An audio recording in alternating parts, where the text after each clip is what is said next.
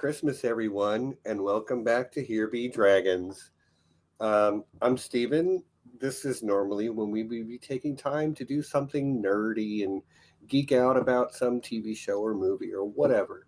But as is a tradition amongst the Here Be Dragons family, we are gathering this evening so that Kelly can read to us again. Because we love it, and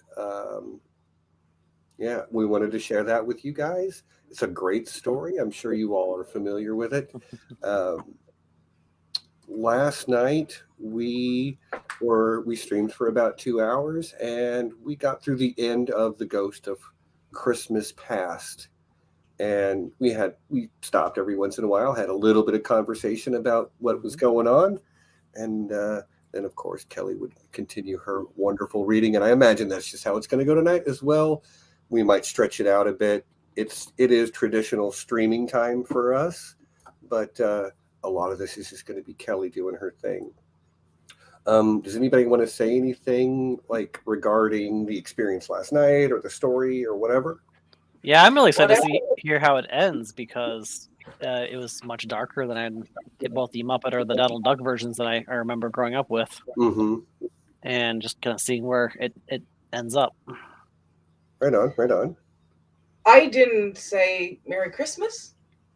So, Merry Christmas. Merry Christmas. Merry Christmas. Merry Christmas, everybody. Yeah, and we've, people are gathering around wanting to hear the story. I see Ridiculous Ed Tollett and Danny McKay and Guilty Undertaker and Laura Petrocelli and Cool Gamer. Thanks everyone for joining us. It looks like more people coming in now. I see the concurrent watcher number going up a little bit. So yeah. And hey, if anybody wants to come on to discuss the story, I'm gonna go ahead and drop the link right now in the chat, and all you got to do is click the thing, and there's no pressure being on here. Correct. None whatsoever. This is for anybody that just wants to come on and share their thoughts about the story in general. And oh my gosh, Merry Christmas, Six Sounds. I haven't seen you in a minute, buddy. It's good to see you. Merry Christmas. He came to HerieCon, right? Mm-hmm. Yeah. Yes, you did meet him. He came to the house. Yes, I met him. He was right. nice. Yeah, and you all were there. So yeah, you've met him. That's JP. It's good to see you, buddy. But yeah, Kelly, I'm going to turn this over to you. You are captaining the ship, as it were, for now, and I'm using a metaphor that you'll understand. Mm-hmm. So. But also one that makes me want to run for the hills. Right, I know. But yeah, thanks for doing this, first of all, and I'm really looking forward to the end of the story. And with that, I'm just going to shut up and let you do your thing. All right, thanks again for having me on. But yeah, I'm going to continue A Christmas Carol by Charles Dickens. We're going to continue with Stave 3, the second of the three spirits. Awaking in the middle of a prodigiously tough snore and sitting up in bed to get his thoughts together, Scrooge had no occasion to be told that the bell was again upon the stroke of 1. He felt that he was restored to consciousness in the right nick of time for the especial purpose of holding a conference with the second messenger dispatched to him through Jacob Marley's intervention. But finding that, he turned uncomfortably cold when he began to wonder which of his curtains this new spectre would draw back. He put them every one side with his own hands, and lying down again, established a sharp lookout all around the bed. For he wished to challenge the spirit on the moment of its appearance, and did not wish to be taken by surprise and made nervous. Gentlemen of the free and easy sort, who plume themselves on being acquainted with a move or two, and being usually equal to the time of day, express the wide range of their capacity for adventure by observing that they are good for anything from pitch and toss to manslaughter. Between which opposite extremes, no doubt, there lies a tolerably wide and comprehensive range of subjects. Without venturing for Scrooge quite as heartily as this, I don't mind calling on you to believe that he was ready for a good broad field of strange appearances, and that nothing between a baby and a rhinoceros would have astonished him very much. Now, being prepared for almost anything, he was not by any means prepared for nothing, and, consequently, when the bell struck 1, and no shape appeared, he was taken with a violent fit of trembling. 5 minutes, 10 minutes, quarter of an hour went by, yet nothing came. All this time he lay upon the bed, the very core and center of a blaze of ruddy light which streamed upon it when the clock proclaimed the hour, and which, being only light, was more alarming than a dozen ghosts, as he was powerless to make out what it meant, or what it be at, and was sometimes apprehensive that he might be at the very moment an interesting case of spontaneous combustion, without having the consolation of knowing it. At last, however, he began to think, as you or I would have thought at first, for it is always the person not in the predicament who knows what ought to have been done in it, and would unquestionably have done it too. At last, I say, he began to think that the source and secret of this ghostly light might be in the adjoining room, from whence, on further tracing it, it seemed to shine. This idea taking full possession of his mind, he got up softly and shuffled in his slippers to the door. The moment Scrooge's hand was on the lock, a strange voice called him by his name and bade him enter. He obeyed. It was his own room, there was no doubt about that, but it had undergone a surprising transformation. The walls and ceiling were hung with living green, that it looked a perfect grove, from every part of which bright gleaming berries glistened. The crisp leaves of holly, mistletoe, and ivy reflected back the light, as if so many little mirrors had been scattered there, and such a mighty blaze went roaring up the chimney, as that dull petrification of a hearth had never known in Scrooge's time, or Marley's, or for many and many a winter season gone. Heaped upon the floor to form a kind of throne were turkeys, geese, game, poultry, brawn, great chunks of meat, sucking pigs, long wreaths of sausages, mince pies, plum puddings, bowls of oysters, red-hot chestnuts, cherry-cheeked apples, juicy oranges, luscious pears, immense 12th cakes, and seething bowls of punch that made the chamber dim with their delicious steam. Some food porn for you. Yeah, I was going to say, My mouth is watering. did Germ write that part? Yes, that is very Martin.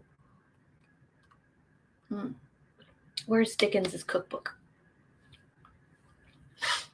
All right.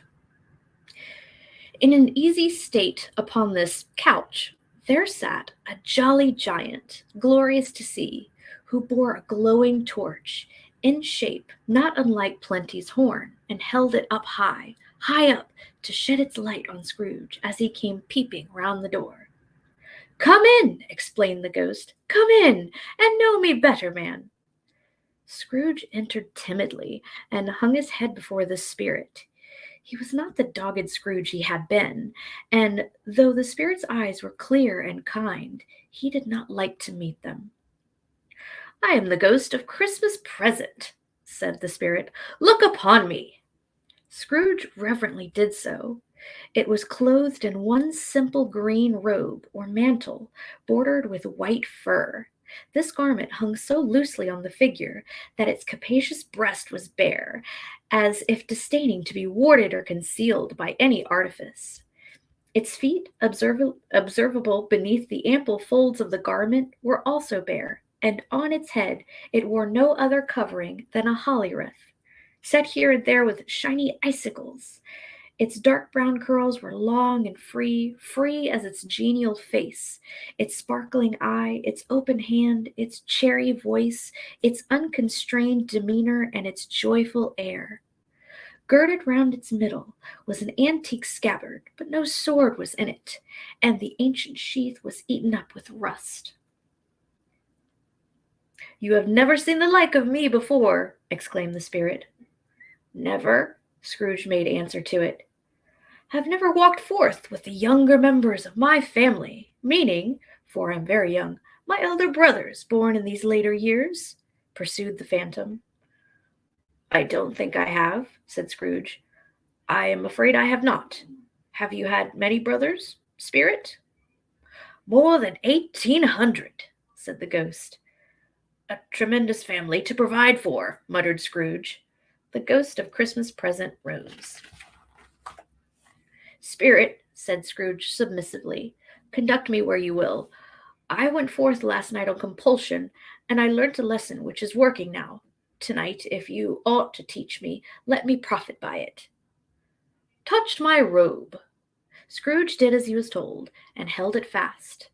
Holly, mistletoe, red berries, ivy, turkeys, geese, game, poultry, brawn, meat, pigs, sausages, oysters, pies, puddings, fruit, and punch all vanished instantly. So did the room, the fire, the ruddy glow, the hour of night, and they stood in the city streets on Christmas morning, where, for the weather was severe, the people made a rough but brisk and not unpleasant kind of music, in scraping the snow from the pavement in front of their dwellings and from the tops of their houses, whence it was mad delight to the boys to see it come plumping down into the road below, and splitting into artificial little snowstorms. The house fronts looked black enough, and the windows blacker, contrasting with the smooth white sheet of snow on the roofs, and with the dirtier snow upon the ground, which last deposit had been plowed, deep in furrows by the heavy wheels of carts and wagons, furrows that crossed and recrossed each other hundreds of times, where the streets branched off and made intricate channels, hard to trace in the thick yellow mud and icy water. The sky was gloomy, and the shortest streets were choked up with dingy mist, half thawed, half frozen, whose heavier particles descended in a shower of sooty atoms, as if all the chimneys in Great Britain had, by one consent, caught fire, and were blazing away to their dear hearts' content. There was nothing very cheerful in the climate or the town, and yet there was an air of cheerfulness abroad that the clearest summer air and brightest summer sun might have endeavored to diffuse in vain. For the people who were shoveling away on the housetops were jovial and full of glee, calling out to one another from the parapets, and now and then exchanging a facetious snowball, better-natured missile far than many a wordy jest, laughing heartily if it went right and not less heartily if it went wrong. The poulterers' shops were still half open, and the fruiterers were radiant in their glory. There were great round-bellied baskets of chestnuts, shaped like the waistcoats of jolly old gentlemen, lolling at the doors, and tumbling out into the street. In their apoplectic opulence they were ruddy, brown-faced, broad-girthed Spanish onions, shining in the fatness of their growth like Spanish friars, and winking from their shelves in wanton slyness at the girls as they went by, and glanced demurely at the hung-up mistletoe. There were pears and apples clustered high in blue pyramids, or bunches of grapes made shopkeepers' best to dangle from conspicuous hooks that people's mouths might water gratis as they passed. There were piles of filberts, mossy and brown, recalling in their fragrance ancient walks among the woods, and pleasant shufflings ankle-deep through withered leaves. There were no Norfolk biffins, squat and swarthy, setting off the yellow of the oranges and lemons, and in the great compactness of their juicy persons, urgently entreating and beseeching to be carried home in paper bags and eaten after dinner. The very gold and silver fish set forth among these choice fruits in a bowl, though members of a dull and stagnant-blooded race, appeared to know that there was something going on, and, to a fish, went gasping round and round their little world in slow and passionless excitement. The grocers, oh, the grocers, nearly closed, with perhaps 2 shutters down, or 1, but through those gaps such glimpses. It was not alone that the scales descending on the counter made a merry sound, or that the twine and roller parted company so briskly, or that the canisters were rattled up and down like juggling tricks, or even that the blended scents of tea and coffee were so grateful to the nose, or even that the raisins were so plentiful and rare, the almonds so extremely white, the sticks of cinnamon so long and straight, and other spices so delicious, the candied fruits so caked and spotted with molten sugar as to make the coldest lookers-on feel faint and subsequently bilious. Nor was it the figs were moist and pulpy, for that the French plums blushed in modest tartness from their highly decorated boxes, or that everything was good to eat and in its Christmas dress, but the customers were all so hurried and so eager in the hopeful promise of the day that they tumbled up against each other at the door, crashing their wicker baskets wildly, and left their purchases upon the counter, and came running back to fetch them, and committed hundreds of the like mistakes in the best humor possible, while the grocer and his people were so frank and fresh that the polished hearts with which they fastened their aprons behind might have been their own, worn outside for general inspection, and for Christmas daws to peck at it if they chose. But soon the steeples called good people all to church and chapel, and away they came, flocking through the streets in their best clothes and with their gayest faces. And at the same time there emerged from scores of by-streets, lanes, and nameless turnings innumerable people, carrying their dinners to the bakers' shops. The sight of these poor revelers appeared to interest the spirit very much, for he stood with Scrooge beside him in a baker's doorway, and taking off the covers of their bearers passed, sprinkled incense on their dinners from his torch. And it was very uncommon kind of torch, for once or twice, when there were angry words between some dinner carriers who had jostled each other, he shed a few drops of water on them from it, and their good humor was restored directly. For they said it was a shame to quarrel upon Christmas Day. And so it was. God love it, so it was. Well, I'm hot and bothered. Okay. I'm just.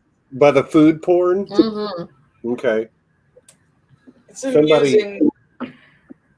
I mean, just the fruit is seducing everyone. My Mhm. gosh. Mm-hmm. Some tasty sounding fruit. It's also fun that he's like, oh, you can't squabble on like Christmas, and I think that tradition is broken. Yeah. The idea is to get it all out of the way on Black Friday. I Right. thought. This is America. Yeah. He's That one. spending a lot of time really trying to capture the joy of that Christmas morning. Mhm. He talked about like the entire environment was as far as like the weather and the conditions were just kind of against good spirits just in general, but it's like the perseverance of the human spirit on Christmas Day was just like valiantly fighting against it. Yeah. It's a fine sentiment, and I like where it goes by the end as well, Mm-hmm. because it's not about one day. Mhm. Mm-hmm. Oh my gosh. What would Dickens Yeah. have written about Black Friday? Oh my god. Probably all the same criticisms we bring up against it already. Yeah, he would have just been really Consumerism. eloquent about it. Yeah, Yes. much better than I. Humbug. Yeah. This is madness. Yeah. Go eat some fruit. Mm-hmm. Mm-hmm. Go back to your turkeys. Yeah. Like snowball fights, but wholesome snowball fights. You spend that money on charity. He was big into charity, Dickens. Mm-hmm. So he would have probably said, you could spend that money on the poor, Yeah. on the Mhm. fallen woman in the city. Like he had like some charities going on. So I would say that you would have said charity. Yeah, widows and orphans. Mm-hmm. Oh yeah. Ooh, all right. Now that we've calmed down, are we ready to continue? Yeah. All right.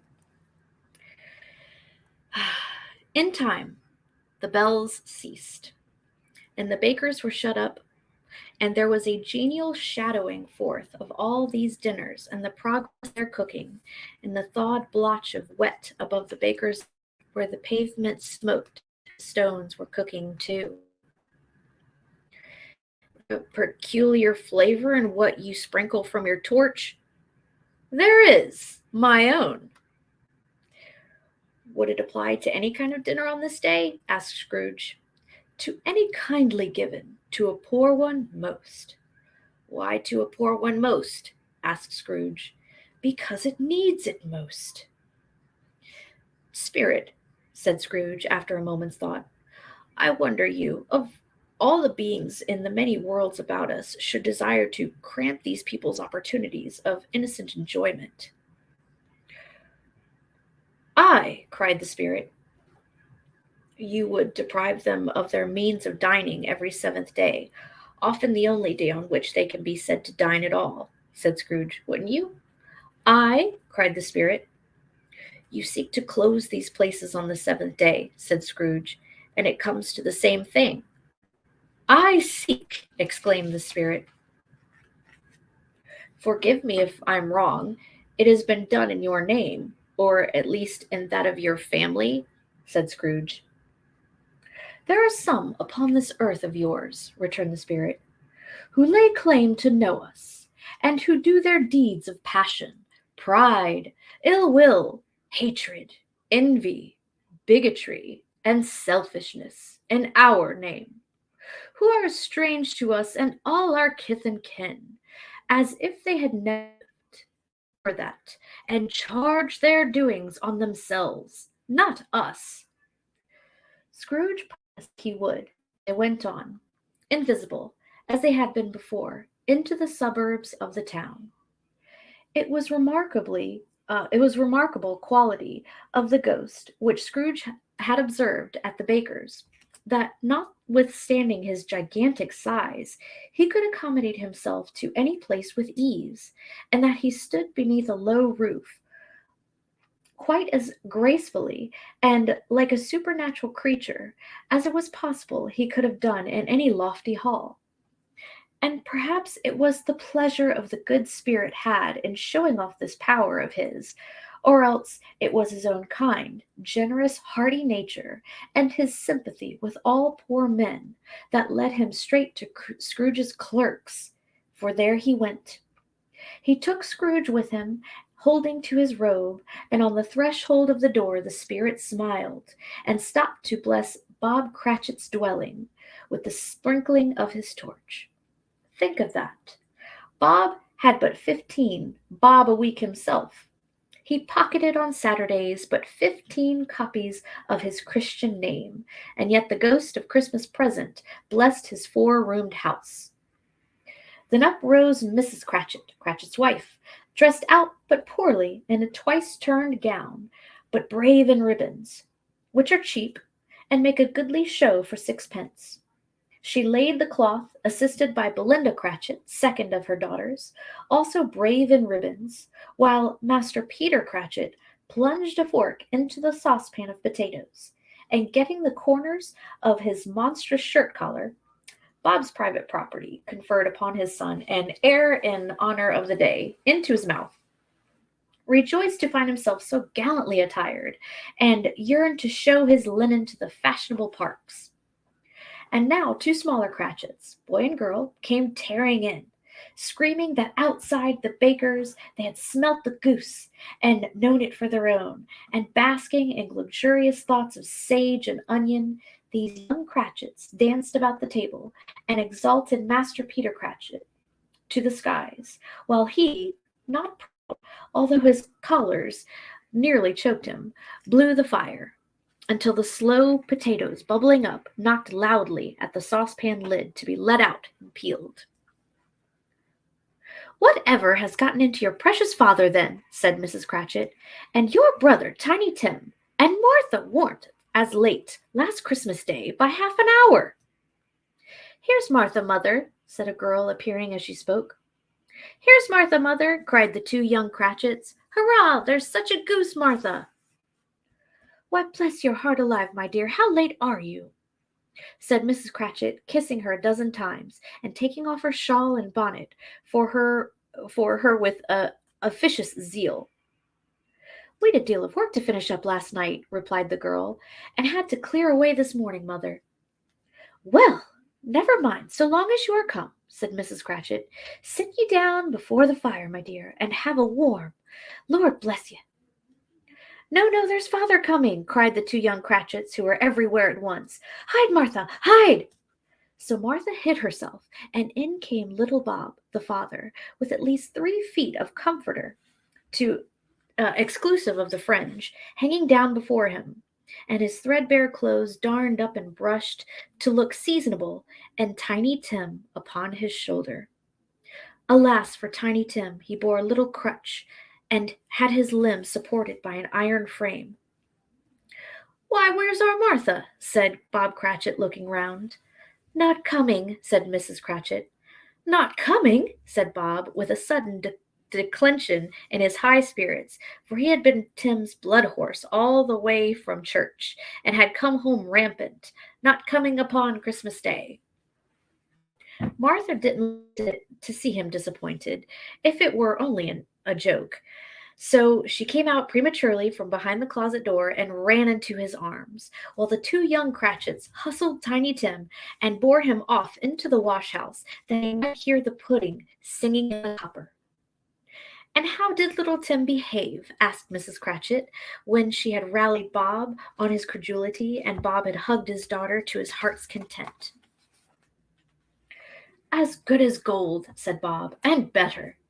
Somehow he gets thoughtful sitting by himself so much, and thinks the strangest things you ever heard. He told me, coming home, that he hoped the people saw him in the church, because he was a cripple, and it might be pleasant to them to remember upon Christmas Day, who made lame beggars walk and blind men see."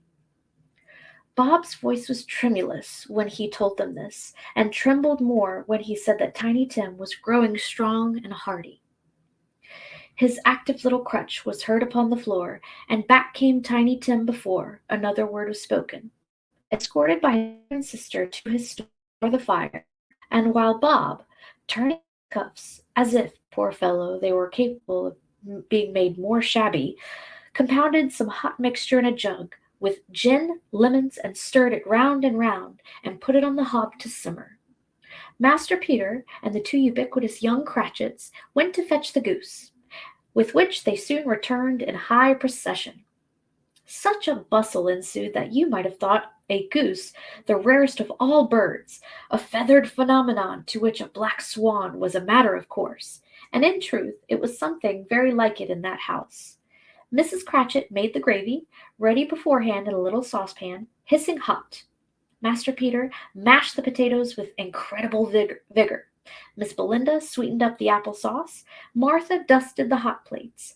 Bob took Tiny Tim beside him in a tiny corner on the table, and two young Cratchits set chairs for everybody, not forgetting themselves, and mounting guard upon their post, crammed spoons into their mouths, lest they should shriek for goose before their turn came to be helped. At last the dishes were set on, and grace was said. It was succeeded by a breathless pause, and Mrs. Cratchit, looking slowly all along the carving knife, prepared to plunge it in the breast. But when she did, when the long-expected gush of stuffing issued forth, one murmur of delight arose all round the board, and even Tiny Tim, excited by the two young Cratchits, beat on the table with the handle of his knife, and feebly cried, "Hurrah!" There was never such a goose. Bob said he didn't believe there ever was such a goose cooked. Its tenderness and flavor, size and cheapness, were the themes of universal admiration. Eked out by applesauce and mashed potatoes, it was a sufficient dinner for the whole family. Indeed, as Mrs. Cratchit said with great delight, surveying one small atom of a bone upon the dish, they hadn't ate it all at last. Yet every one had had enough, and the youngest Cratchits in particular were steeped in sage and onion to the eyebrows. But now, the plates being changed by Miss Belinda, Mrs. Cratchit left the room alone, too nervous to bear witness, to take the pudding up and bring it in. Suppose it should not be done enough. Suppose it should break in turning out. Suppose somebody should have got over the wall of the backyard and stolen it while they were merry with the goose. A supposition at which the young Cratchits became livid. All sorts of horrors were supposed. Hello! A great deal of steam. The pudding was out of the copper. A smell like a washing day. That was the cloth. A smell like an eating house and a pastry cook's next door to each other, with a laundress's next door to that. That was the pudding. In half a minute Mrs. Cratchit entered, flushed, but smiling proudly, with the pudding, like a speckled cannonball, so hard and firm, blazing in half and half a quartern of ignited brandy, and bedlight with crimson Christmas holly stuck into the top. Oh, a wonderful pudding, Bob Cratchit said, and calmly too, that he regarded it as the greatest success achieved by Mrs. Cratchit since their marriage. Mrs. Cratchit said that, now the weight was off her mind, she would confess she had had her doubts about the quantity of flour. Everybody had something to say about it, but nobody said or thought it was at all a small pudding for a large family. It would have been flat heresy to do so. Any Cratchit would have blushed to hint at such a thing. At last the dinner was all done, the cloth was cleared, the hearth swept, the fire made up. The compound in the jug being tasted and considered perfect, apples and oranges were put upon the table, and a shovel full of chestnuts on the fire. Then all the Cratchit family drew round the hearth in what Bob Cratchit called a circle, meaning half a one, and at Bob Cratchit's elbow stood the family display of glass, 2 tumblers and a custard cup without a handle.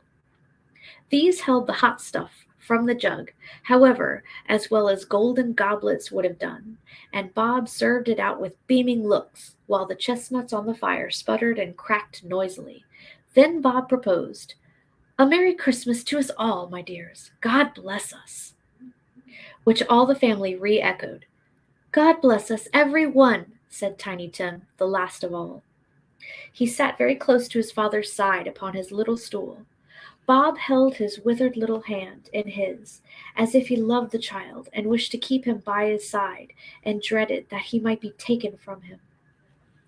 "Spirit," said Scrooge, with an interest he had never felt before, "tell me if Tiny Tim will live." "I see a vacant seat," replied the ghost, "in the poor chimney corner, and a crutch without an owner, carefully preserved. If these shadows remain unaltered by the future, the child will die." "No, no," said Scrooge. "Oh, no, kind spirit, say he will be spared." "If these shadows remain unaltered by the future, none other of my race," returned the ghost, "will find him here. What then? If he belike to die, he had better do it, and decrease the surplus population." Scrooge hung his head to hear his own words quoted by the spirit, and was overcome with penitence and grief. "Man," said the ghost, "if man you be in your heart, not adamant, forbear that wicked cant until you have discovered what the surplus is, and where it is. Will you decide what men shall live and what men shall die? It may be that in the sight of heaven you are more worthless and less fit to live than millions, like this poor man's child. O God, to hear the insect on the leaf pronouncing on too much life among his hungry brothers in the dust." Scrooge bent before the ghost's rebuke, and trembling cast his eyes upon the ground, but he raised them speedily on hearing his own name. "Mr. Scrooge," said Bob, "I'll give you Mr. Scrooge, the founder of the feast." "The founder of the feast, indeed!" cried Mrs. Cratchit, reddening. "I wish I had him here. I'd give him a piece of my mind to feast upon, and hope he'd have a good appetite for it." "My dear," said Bob, "the children! Christmas Day!" "It should be Christmas Day, I am sure," said she. On which one drinks the health of such an odious, stingy, hard, unfeeling man as Mr. Scrooge. You know he is, Robert. Nobody knows it better than you. Poor fellow. My dear, said Bob's mild answer, Christmas Day. I'll drink his health for your sake, and the day's, said Mrs. Cratchit, not for his. Long life to him, a Merry Christmas and a Happy New Year. He'll be very merry and very happy, I have no doubt. The children drank the toast after her. It was the first of their proceedings, which had no heartiness. Tiny Tim drank it last of all, but he didn't care twopence for it. Scrooge was the ogre of the family. The mention of his name cast a dark shadow on the party, which was not dispelled for a full 5 minutes. After it had passed, they were 10 times merrier than before, from the mere relief of Scrooge the Baleful being done with. Bob Cratchit told them he had a situation in his eye for Master Peter, which would bring him in, if obtained, full 5 and 6pence weekly. The two young Cratchits laughed tremendously at the idea of Peter's being a man of business, and Peter himself looked thoughtfully at the fire from between his collars, as if he were deliberating what particular investments he should favor when he came into the receipt of that bewildering income. Martha, who was a poor apprentice at a milliner's, then told them what kind of work she had to do, and how many hours she worked at a stretch, and how she meant to lie abed tomorrow morning for a good long rest, tomorrow being a holiday, as she passed it home. Also, how she had been a countess and a lord some days before, and how the lord was much about as tall as Peter, at which Peter pulled up his collar so high you couldn't have seen his head if you had been there. All this time the chestnuts and the jug went round and by they had a song about a lost child traveling in the snow, from Tiny Tim, who had a plaintive little voice, and sang it very well indeed. There was nothing of high mark in this. They were not a handsome family. They were not well dressed. Their shoes were far from being waterproof. Their clothes were scanty, and Peter might have known, and very likely did, the inside of a pawnbroker's.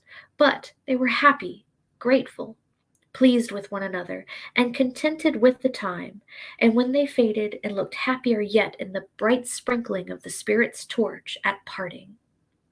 Scrooge had his eye upon them, and especially on Tiny Tim, until the last.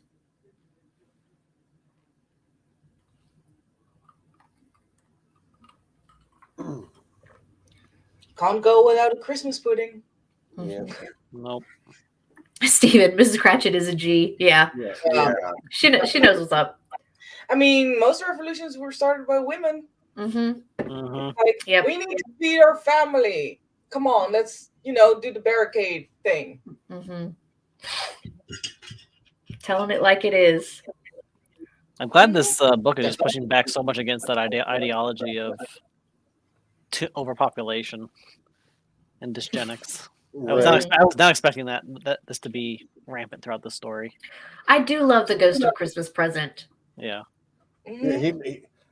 I love that he just, well, and again, if he's Ghost of Christmas Present, he only knows the here and now, and Mm-hmm.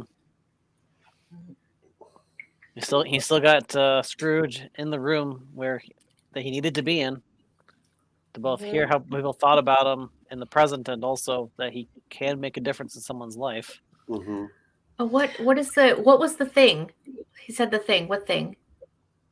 Oh, the Timmy, famous Timmy line. Oh yeah. Oh yeah. Timmy, God yeah. bless Bless us, everyone. Yeah. Yeah, that one.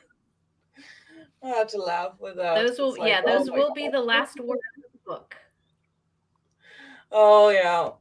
Mm-hmm. Yeah, no. I mean, A little bit more I food know the porn story. as well. There is no spoilers in, like, if you're talking Dickens. Right? Yep. Spoilers for a story that came out 180 years ago. Yeah. Hey, Yeah. we have to put that in the chat. Sorry, spoilers. And it doesn't work if no. I don't accept that. I don't accept that. Yeah. It's fine. But yeah, no. Fuck. It's It's There's some sickly sweet. there's some consideration on what Peter might have gone to the pawnbrokers for. Mm-hmm. He might be selling stolen property. Mm, Like a Yeah. pickpocket. I don't see Rita, anything. I don't. That's- that would be right I up there. don't That'd hear be, that'd be anything. right there with other Dickens stories. Yeah. Right. Like, it's, I don't think that's a weird thing to think. Yeah. Yeah, that line really jumped out at me. Like, and he has probably seen the inside of a pawnbroker. Ooh. It's like, It's oh my god, Ooh, yeah, scandal. yeah. well, it was a legitimate way to, get some extra finances at the end of like the time until you got paid. Yeah. Mhm. Like, Yep. just I need an extra week. Peter, entrepreneur. Yeah. Yep. Mm. So some family heirlooms or something. Just bring it to. I don't shop. think they. Yeah, I was going to say I don't think they have those, but yeah, maybe Peter You got would- his hands on other families' heirlooms. I mean, with the whole Timmy being that sickly sweet, I don't think so. Yeah. They're way too like good. Yeah, they are. Yeah, the Cratchits are. They're not very Cratchity. They're Well, just. Bob and Tiny Tim especially are both seem to be really genuinely pure-hearted people. It's also like Mrs. that. Cratchit's like, oh, I'll tell him what's up. Yeah. I'll give him something to feast on. Mm-hmm. She's the only honest one there. Because, like, it's like an idealized version of, like, poor people, but they're so happy being poor. And it's like, are they really? Yeah, exactly. Yeah. They're happy on Christmas together. Yep. I don't Mhm. think that it's necessarily meant to portray this is Mhm. poor people are just happy all the time. I don't think that's the point at all. I think there's actually actively portraying the opposite, but it is showing how much this family, how genuinely good they are, that in spite of everything, they still find joy in each other's company, which is honestly a lot about what Christmas is about to the modern world. It's not about the birth of Jesus. It's about being surrounded by people who love you and who you love. I can relate to Mrs. Cratchit's anxiety over the pudding. Right? That's also Yeah. Yeah. I mean, that can go horribly wrong. Pudding anxiety. Hashtag pudding anxiety. It takes so long to make it. Yeah. Like, you have to make the dough. You need to put all the things in. You need to. If something went wrong, I would cry. Yeah, I would Yeah. cry. Like it takes a long time. You need to cook it. Then Hey, you need all I some need is milk and Jello instant pudding, and yeah. Which I always found it weird that it was called pudding. Mhm. yeah, I mean, we'll have this conversation some other time. Kelly, do you want to go ahead and start again? Are you ready? All right, picking up.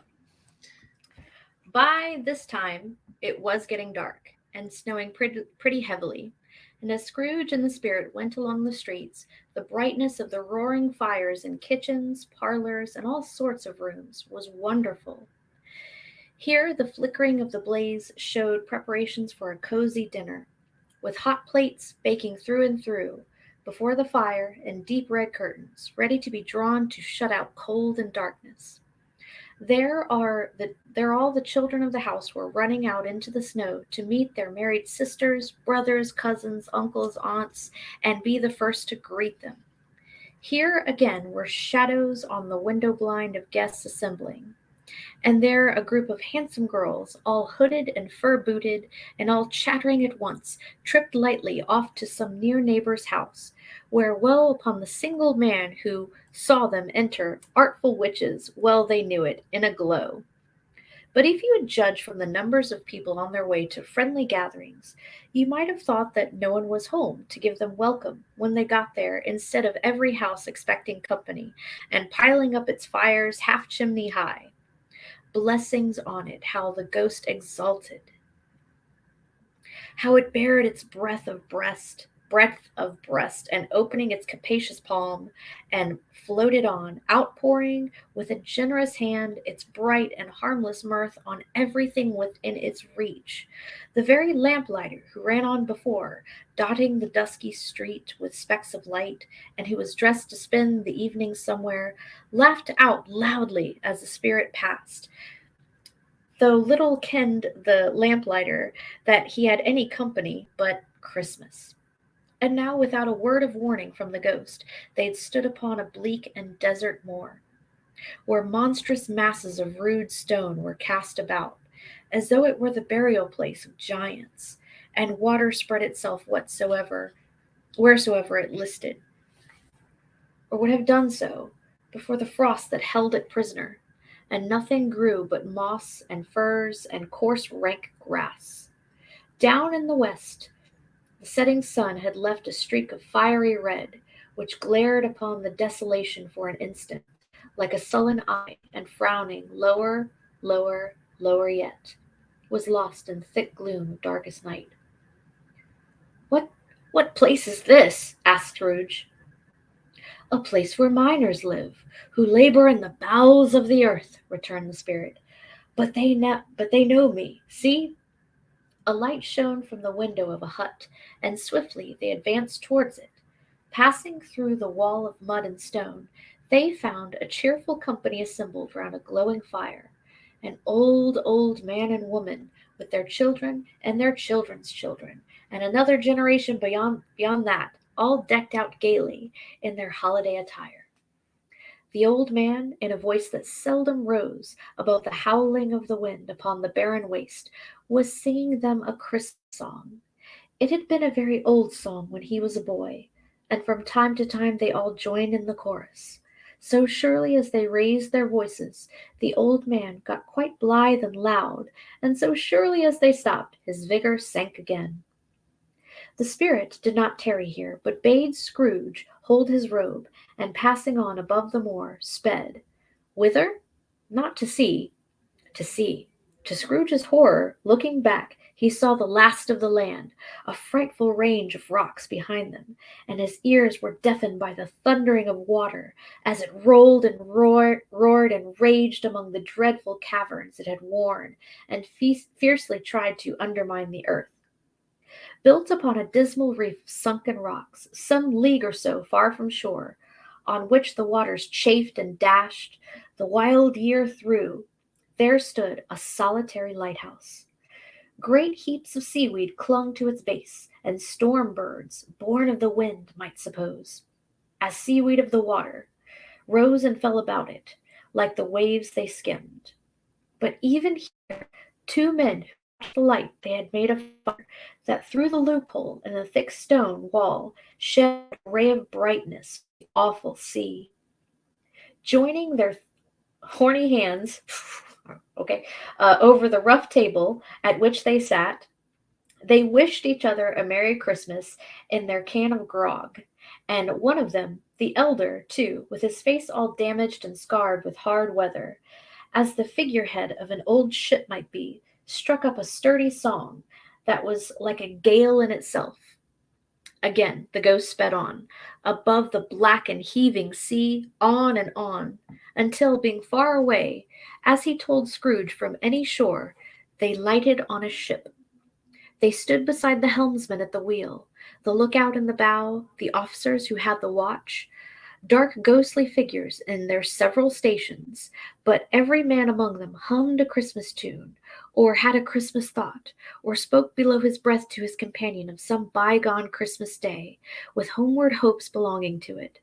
And every man on board, waking or sleeping, good or bad, had had a kinder word for one another that day than on any day in the year, and had shared some extent in its festivities, and had remembered those he cared for at a distance, and had known they had delighted to remember him. It was a great surprise to Scrooge, while listening to the moaning of the wind, and thinking what a solemn thing it was to move on through the lonely darkness over an unknown abyss, whose depths were secrets as profound as death. It was a great surprise to Scrooge, while thus engaged, to hear a hearty laugh, It was much greater surprise to Scrooge to recognize it as his own nephew's, and to find himself in a bright, dry, gleaming room, with the spirit standing smiling by his side, and looking at the same nephew with approving affability. "Ha ha!" laughed Scrooge's nephew. "Ha ha ha! If you should happen by any unlikely chance to know a man more blessed in a laugh than Scrooge's nephew, all I can say is I should like to know him too. Introduce him to me, and I'll cultivate his acquaintance." It is a fair, even-handed, noble adjustment of things that while there is infection and disease and sorrow, there is nothing in the world so irresistibly contagious as laughter and good humor. When Scrooge's nephew laughed in this way, holding his sides, rolling his head, and twisting his face into the most extravagant contortions, Scrooge's niece, by marriage, laughed as heartily as he, and their assembled friends, being not a bit behindhand, roared out lustily. "Ha ha ha ha! He said that Christmas was a humbug, as I live!" cried Scrooge's nephew. "He believed it too." "More shame for him, Fred," said Scrooge's niece indignantly. "Bless those women. They never do anything by halves. They are always in earnest." She was very pretty, exceedingly pretty, with a dimpled, surprised-looking capital face, a ripe little mouth that seemed made to be kissed, as no doubt it was, all kinds of good little dots about her chin that melted into one another when she laughed, and the sunniest pair of eyes you ever saw in any little creature's head. Although she was what you have called provoking, you know, but satisfactory too. Oh, perfectly satisfactory. "He's a comical old fellow," said Scrooge's nephew. "That's the truth, and not so pleasant as he might be. However, his offenses carry their own punishment, and I have nothing to say against him." "I am sure he is very rich, Fred," hinted Scrooge's niece. "At least you always tell me so." "What of that, my dear?" said Scrooge's nephew. "His wealth is of no use to him. He don't do any good with it. He don't make himself comfortable with it. He hasn't the satisfaction of thinking that he is ever going to benefit us with it." "I have no patience with him," observed Scrooge's niece. Scrooge's niece's sisters and all the other ladies expressed the same opinion. "Oh, I have," said Scrooge's nephew. "I am sorry for him. I couldn't be angry with him if I tried. Who suffers by his ill whims? Himself, always. Here, he takes it into his head to dislike us, and he won't come and dine with us. What's the consequence? He don't lose much of a dinner?" "Indeed, I think he loses a very good dinner," interrupted Scrooge's niece. Everybody else said the same, and they must be allowed to have been competent judges, because they just had dinner, with the dessert upon the table, were clustered round the fire by lamplight. "Well, I'm very glad to hear it," said Scrooge's nephew, "because I haven't great faith in these young housekeepers. What do you say, Topper?" Topper had clearly got his eye upon one of Scrooge's niece's sisters, for he answered that a bachelor was a wretched outcast who had no right to express an opinion on the subject. Whereat Scrooge's niece's sister, the plump one with the lace tucker, not the one with the roses, blushed. "Do go on, Fred," said Scrooge's niece, clapping her hands. "He never finishes what he begins to say. He's such a ridiculous fellow." Scrooge's nephew revelled in another laugh, and it was impossible to keep the infection off. Though the plump sister tried to do it with aromatic vinegar, his example was unanimously followed. "I was only going to say," said Scrooge's nephew, "that the consequence of his taking a dislike to us, and not making merry with us, as I think, that he loses some pleasant moments, which could do him no harm. I am sure he loses pleasanter companions than he can find in his own thoughts, either in his mouldy old office or his dusty chambers. I mean to give him the same chance every year, whether he likes it or not, for I pity him. He may rail at Christmas till he dies, but he can't help thinking better of it. I defy him. If he finds me going there in good temper year after year and saying, 'Uncle Scrooge, how are you?' if it only puts him in the vein to leave his poor clerk £50, that's something, and I think I shook him yesterday." It was their turn to laugh now at the notion of his shaking Scrooge. But being thoroughly good-natured, and not much caring what they laughed at, so that they had laughed at any rate, he encouraged them in their merriment and passed the bottle joyously. After tea, they had some music, for they were a musical family, and knew what they were about when they sang glee or catch. I can assure you, especially Topper, who could growl away in the bass like a good one, and never swell the large veins in his forehead, or get red in the face over it. Scrooge's niece played well upon the harp, and played among other tunes a simple little air, a mere nothing, you might learn to whistle it in 2 minutes, which had been familiar to the child who fetched Scrooge from the boarding school, as he had been reminded by the ghost of Christmas past. When the strain of music sounded, all the things the ghost had shown him came upon his mind. He softened more and more, and thought that if he could have listened to it often, years ago, he might have cultivated the kindness of life for his own happiness with his own hands, without resorting to the sexton's spade that buried Jacob Marley. But they didn't devote the whole evening to music. After a while they played at forfeits, for it is good to be children sometimes, and never better than at Christmas, when its mighty founder was a child himself. Stop. There was first a game at Blind Man's Bluff. Of course there was. And no more believe Topper was really blind than I believe he had eyes in his boots. My opinion is that it was a done thing between him and Scrooge's nephew that the ghost of Christmas present knew it.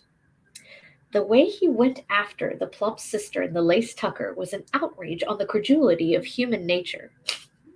Knocking down the fire irons, tumbling over the chairs, bumping against the piano, smothering himself among the curtains, wherever she went, there went he. He always knew where the plump sister was. He wouldn't catch anybody else.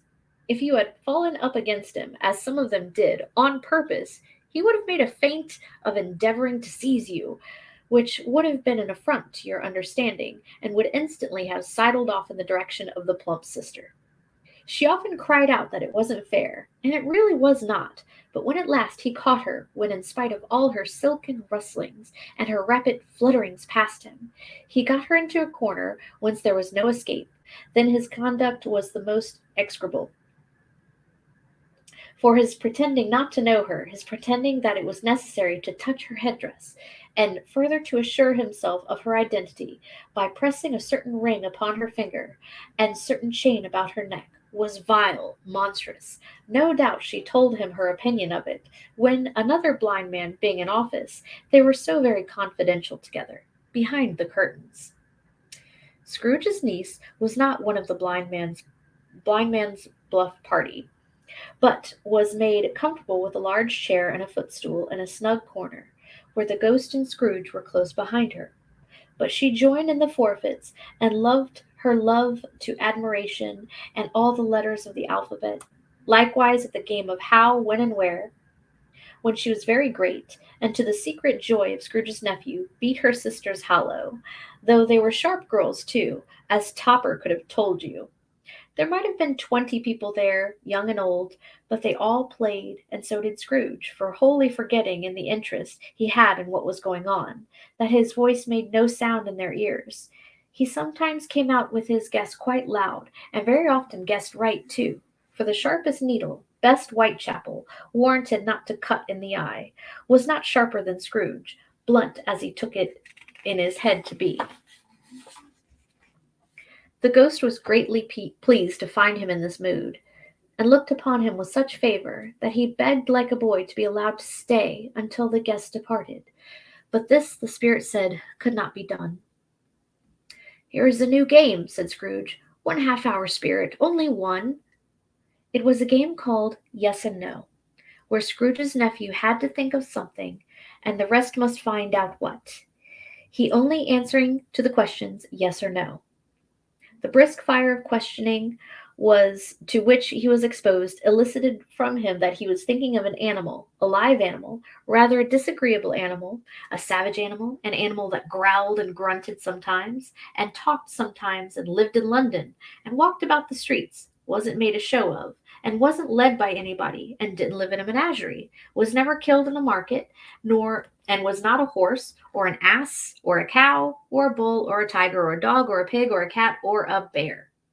At every fresh question that was put to him, the nephew burst into a fresh roar of laughter, and was so inexpressibly tickled that he obliged to get up off the sofa and stamp. At last the plump sister, falling into a similar state, cried out, "I have found it out! I know what it is, Fred, I know what it is!" "What is it?" cried Fred. "It's your Uncle Scrooge!" Which it certainly was. Admiration was the universal sentiment, though some objected to the reply, "Is it a bear?" ought to have been yes, inasmuch as an answer in the negative was sufficient to have diverted their thoughts from Mr. Scrooge, supposing they had any tendency that way. "He has given us plenty of merriment, I am sure," said Fred, "and it would be ungrateful not to drink his health. Here is a glass of mulled wine, ready at our hand at the moment I say, 'Uncle Scrooge.'" "Well, Uncle Scrooge," they cried, "a Merry Christmas and a Happy New Year to the old man, whatever he is," said Scrooge's nephew. "He wouldn't take it from me, but may he have it, nevertheless. Uncle Scrooge." Uncle Scrooge had imperceptibly become so gay and light of heart that he would have pledged the unconscious company in return and thanked them in an inaudible speech if the ghost had given him time. But the whole scene passed off in the breath of the last word spoken by his nephew, and he and the spirit were again upon their travels. Much they saw, and far they went, and many homes they visited, but always with a happy end. The spirits stood beside sick beds, and they were cheerful, on foreign lands, and they were close at home, by struggling men, and they were patient in their greater hope, by poverty, and it was rich, in almshouse, hospital, and jail, in misery's every refuge, where vain man in his little brief authority had not made fast the door, and barred the spirit out. He left his blessing, and taught Scrooge his precepts.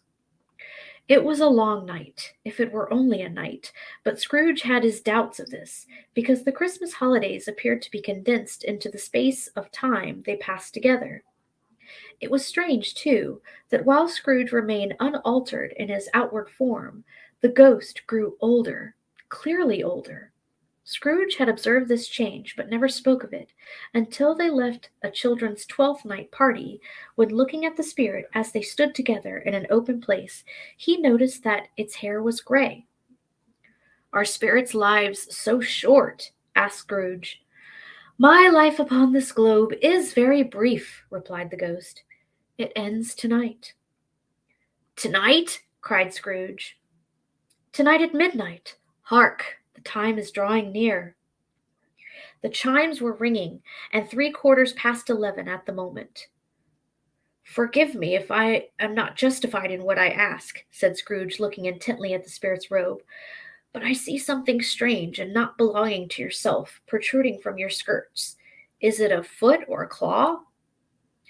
"It might be a claw, for the flesh there is upon it," was the spirit's sorrowful reply. "Look here." From the foldings of its robe, it brought 2 children.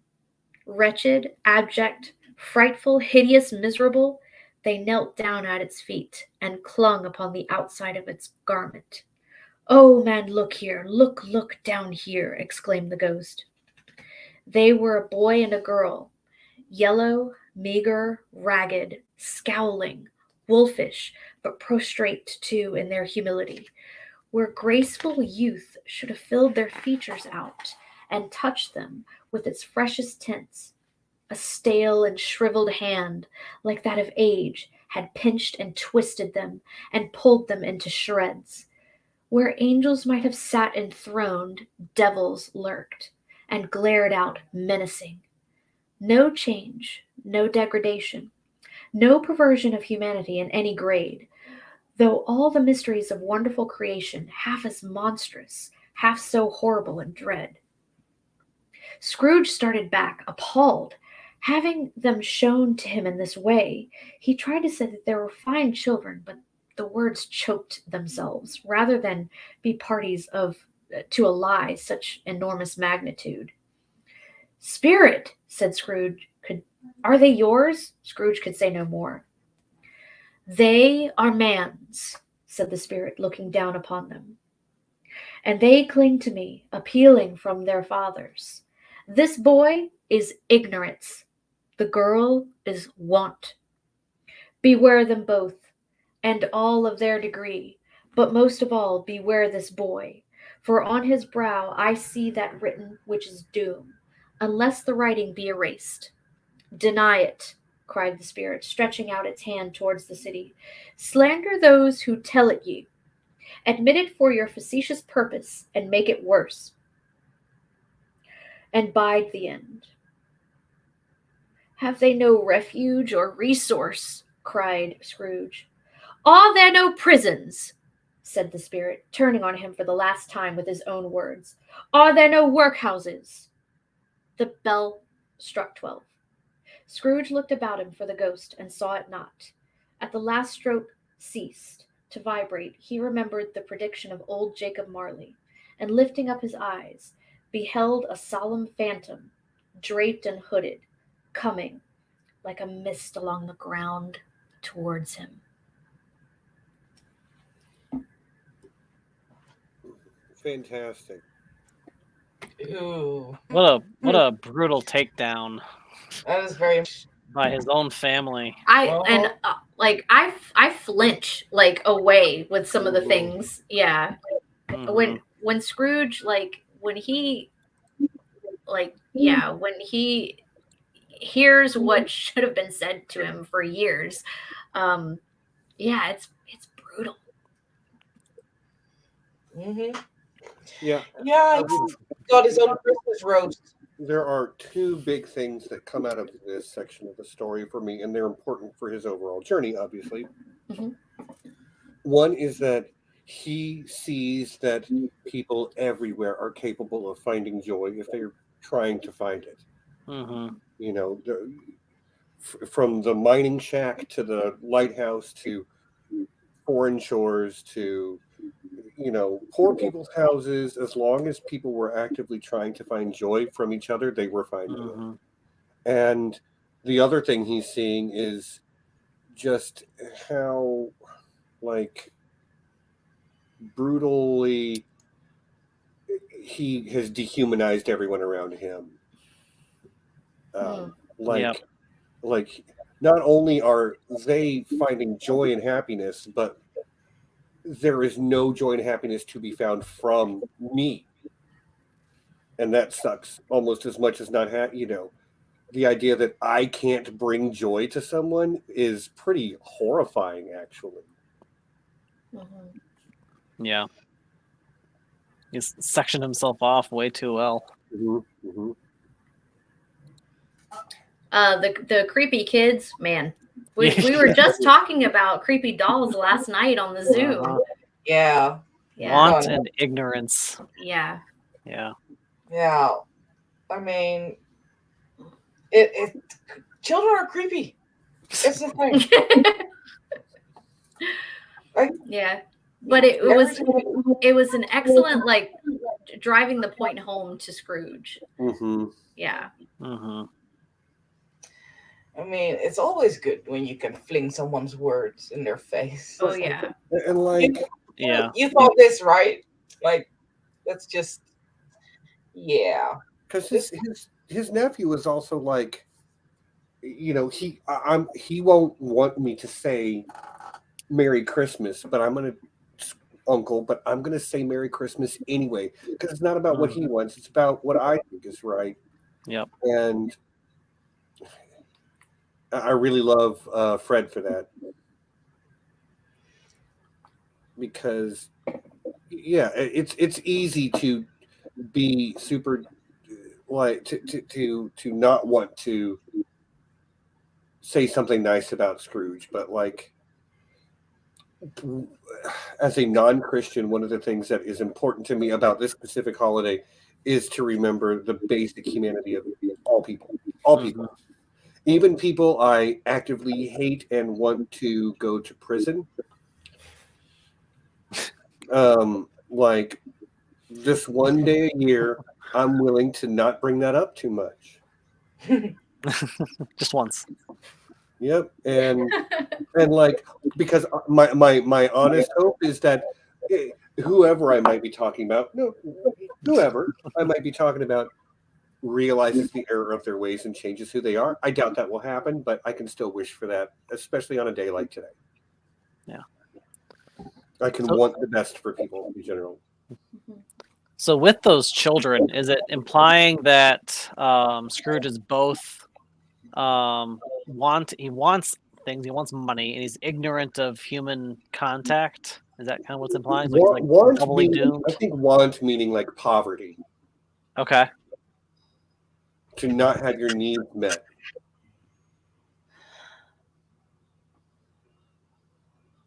That's something that too. the solicitors at the beginning were saying when at this time of year when want is so keenly felt.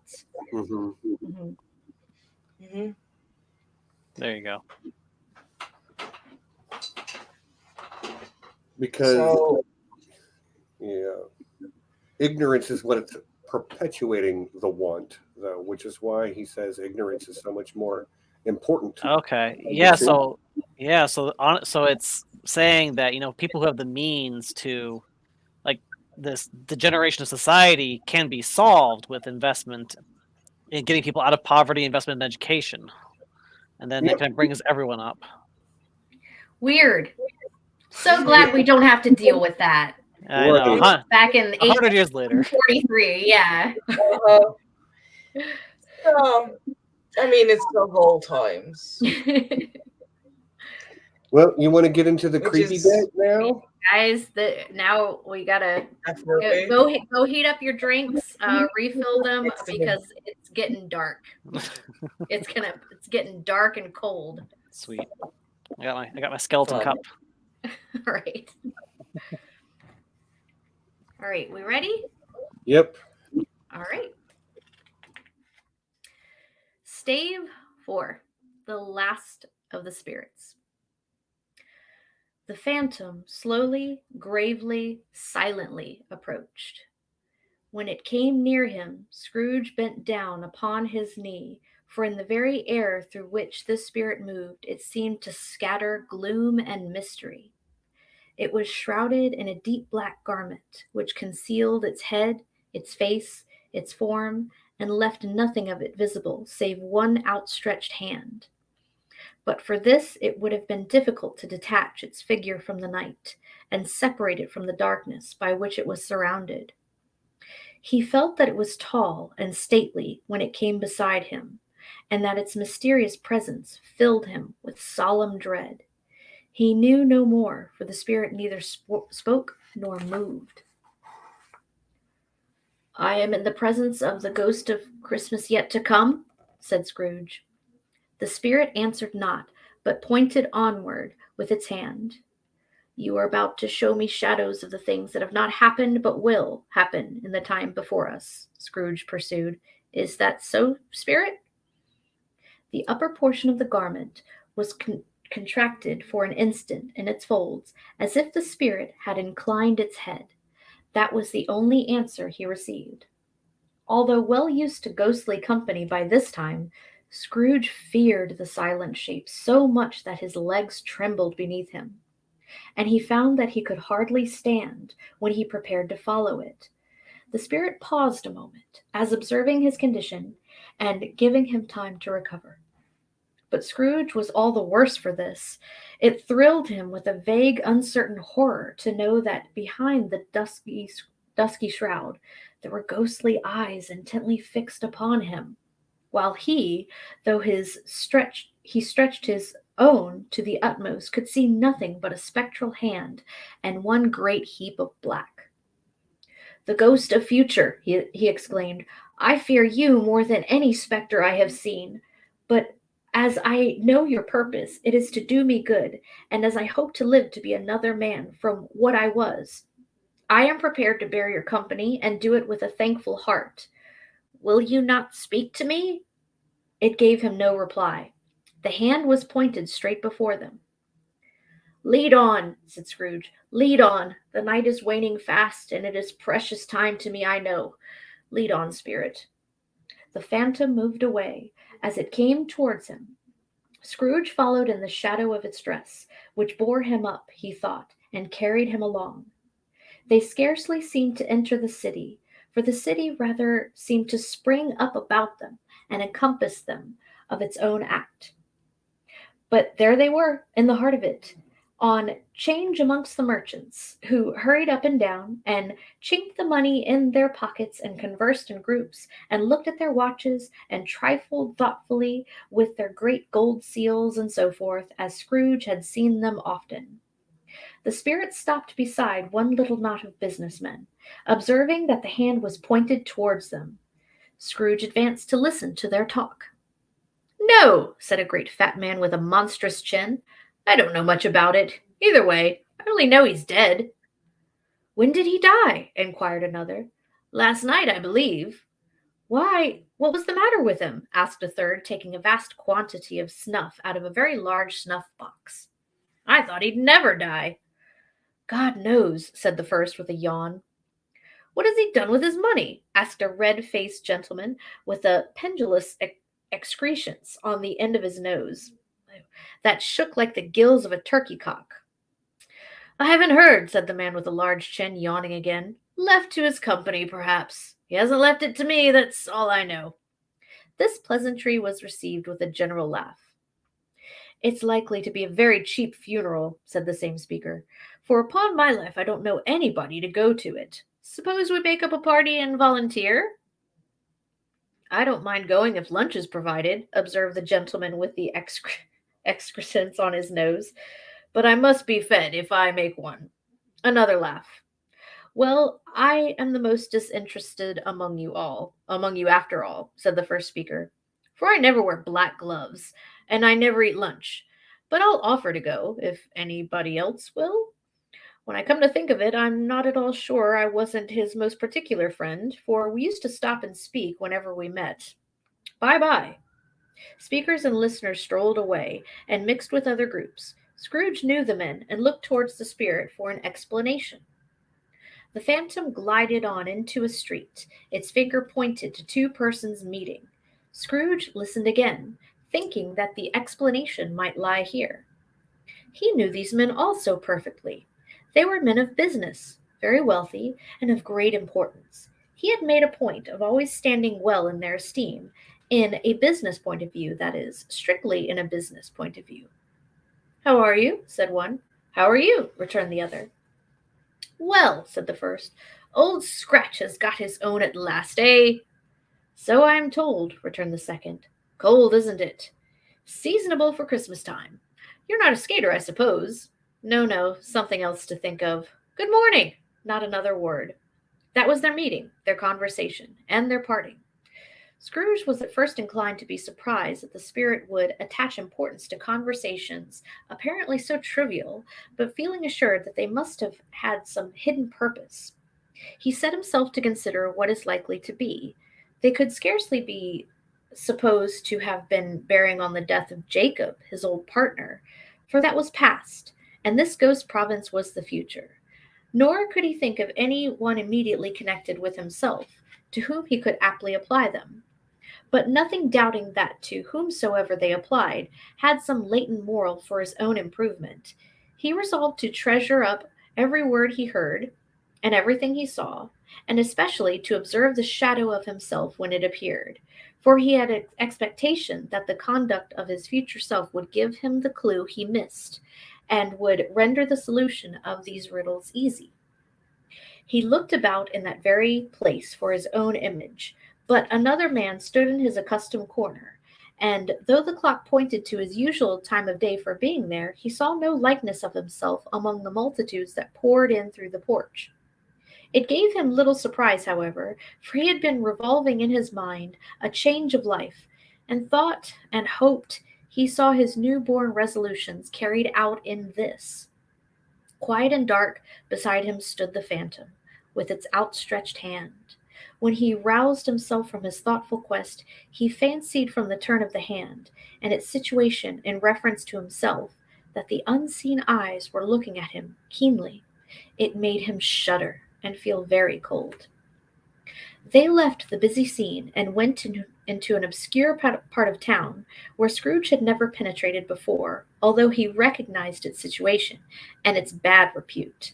The ways were foul and narrow, the shops and houses wretched, the people half naked, drunken, slipshod, ugly. Alleys and archways, like so many cesspools, disgorged their offenses of smell and dirt and life upon the straggling streets, and the whole quarter reeked with crime, with filth, and misery. Far in this den of infamous resort, there was a low-browed, beetling shop below a penthouse roof, where iron, old rags, bottles, bones, and greasy offal were bought. Upon the floor within were piled up heaps of rusty keys, nails, chains, hinges, files, scales, weights, and refuse iron of all kinds. Secrets that few would like to scrutinize were bred and hidden in mountains of unseemly rags, masses of corrupt fat, and sepulchres of bone. Sitting in and amongst the wares he dealt in by a charcoal stove made of old bricks was a gray-haired rascal, nearly 70 years of age, who had screened himself from the cold air without by a frowsy curtaining of miscellaneous tatters, hung upon a line, and smoked his pipe in all the luxury of calm retirement. Scrooge and the Phantom came into the presence of this man, just as a woman with a heavy bundle slunk into the shop. But she had scarcely entered when another woman, similarly laden, came in too, and she was closely followed by a man in faded black, who was no less startled by the sight of them than they had been upon the recognition of each other. After a short period of blank astonishment in which the old man with the pipe had joined them, they all burst into a laugh. "Let the chairwoman alone to be the first," cried who had entered first. "Let the laundress alone to be the second, and let the undertaker's man alone to be the third. Look here, old Joe, here's a chance. If we haven't all three here met here without meaning it." "You couldn't have been met in a better place," said old Joe, removing his pipe from his mouth. "Come into the parlor. You were made free of it long ago, you know, and the other two ain't strangers. Stop till I shut the door of the shop. Ah, how it squeaks! There ain't such a rusty bit of metal in this place as its own hinges, I believe, and I'm sure there's no such old bones here as mine. We're all suitable to our calling. We're well matched. Come into the parlor. Come into the parlor." The parlor was the space behind the screen of rags. The old man raked the fire together with an old stair rod, and having trimmed his smoky lamp, for it was night, with the stem of his pipe, put it into his mouth again. When he did this, the woman, who had already spoken through her bundle on the floor, and sat down in a flaunting manner on a stool, crossing her elbows on her knees and looking with a bold defiance at the other two. "What odds, then? What odds, Mrs. Dilbert?" said the woman. "Every person has a right to take care of themselves. He always did." "That's true indeed," said the laundress. "No man more so."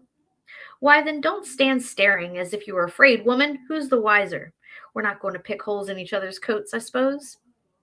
"No, indeed," said Mrs. Dilbert, and the man together. "We should hope not." "Very well, then," cried the woman. "That's enough. Who's the worse for the loss of things like these? Not a dead man, I suppose?" "No, indeed," says Mrs. Dilbert, laughing. "If you wanted to keep him after he was dead, a wicked old screw," pursued the woman, "why wasn't he natural in his lifetime? If he had been, he'd have somebody to look after him when he was struck with death, instead of lying gasping out his last there, alone, by himself." "It's the truest word that ever was spoke," said Mrs. Dilbert. "It's a judgment on him." "I wish it were a little heavier judgment," replied the woman, "and it should have been, you may depend on it. If I could have laid my hands on anything else, open that bundle, old Joe, and let me know the value of it. Speak out plain. I'm not afraid to be the first, nor afraid for them to see it. We know pretty well that we were helping ourselves before we met here, I believe. It's no sin. Open the bundle, Joe." But the gallantry of her friends would not allow of this, and the man in faded black, mounting the breach first, produced his plunder. It was not excessive or extensive. A seal or two, a pencil case, a pair of sleeve buttons, and a brooch of no great value were all. They were severely examined and appraised by old Joe, who chalked the sums he was disposed to give for each upon the wall, and added them up in a total when he found that there was nothing more to come. "That's your account," said Joe. "I wouldn't give another sixpence. If I was to be boiled for not doing it, who's next?" Mrs. Dilber was next. Sheets and towels, a little wearing apparel, 2 old-fashioned silver teaspoons, a pair of sugar tongs, and a few boots. Her account was stated on the wall in the same manner. "I always give too much to the ladies. It's a weakness of mine, and that's the way I ruin myself," said old Joe. "That's your account. If you asked me for another penny and made it an open question, I'd repent of being so liberal and knock off a half a crown." "And now undo my bundle, Joe," said the first woman. Joe went down on his knees for the greater convenience of opening it, and having unfastened a great many knots, dragged out a large and heavy roll of some dark stuff. "What do you call this?" said Joe. "Bed curtains?" "Ah," returned the woman, laughing and leaning forward on her crossed arms. "Bed curtains." "You don't mean to say you took him down, rings and all, with him lying there?" said Joe. "Yes, I do," replied the woman. "Why not?" "You were born to make your fortune," said Joe, "and you'll certainly do it." "I certainly shan't hold my hand when I can't get anything in it by reaching out for the sake of such a man as he was, I promise you, Joe," returned the woman coolly. "Don't drop that oil upon the blankets now." "His blankets?" "Who else's do you think?" replied the woman. "He isn't likely to take the cold without 'em, I dare say." "I hope he didn't die of anything catching, eh?" said old Joe, stopping in his work and looking up. "Don't you be afraid of that," returned the old woman. "I ain't so fond of his company that I'd loiter about with him for such things, if he did. Ah, you may look through that shirt till your eyes ache, but you won't find a hole in it, nor a threadbare place. It's the best he had, and a fine one too. They'd have washed it, if it hadn't been for me." What do you call wasting of it?" asked old Joe. "Putting it on him to be buried in, to be sure," replied the woman with a laugh. "Somebody was fool enough to do it. But I took it off again. If calico ain't good enough for such a purpose, it isn't good for anything. It's quite as becoming to the body. He can't look uglier than he did in that one." Scrooge listened to this dialogue in horror. As they sat grouped upon their spoil in the scanty light afforded by the old man's lamp, he viewed them with detestation and disgust, and could hardly have been greater, though they had been obscene demons marketing the corpse itself. "Ha ha!" laughed the same woman when old Joe, producing a flannel bag with money in it, told out their several gains upon the ground. "This is the end of it, you see. He frightened everyone away from him when he was alive, to profit us when he was dead. Ha ha ha!" "Spirit," said Scrooge, shuddering from head to foot. I see. The case of this unhappy man might be my own. My life tends that way now. Merciful heaven! What is this?"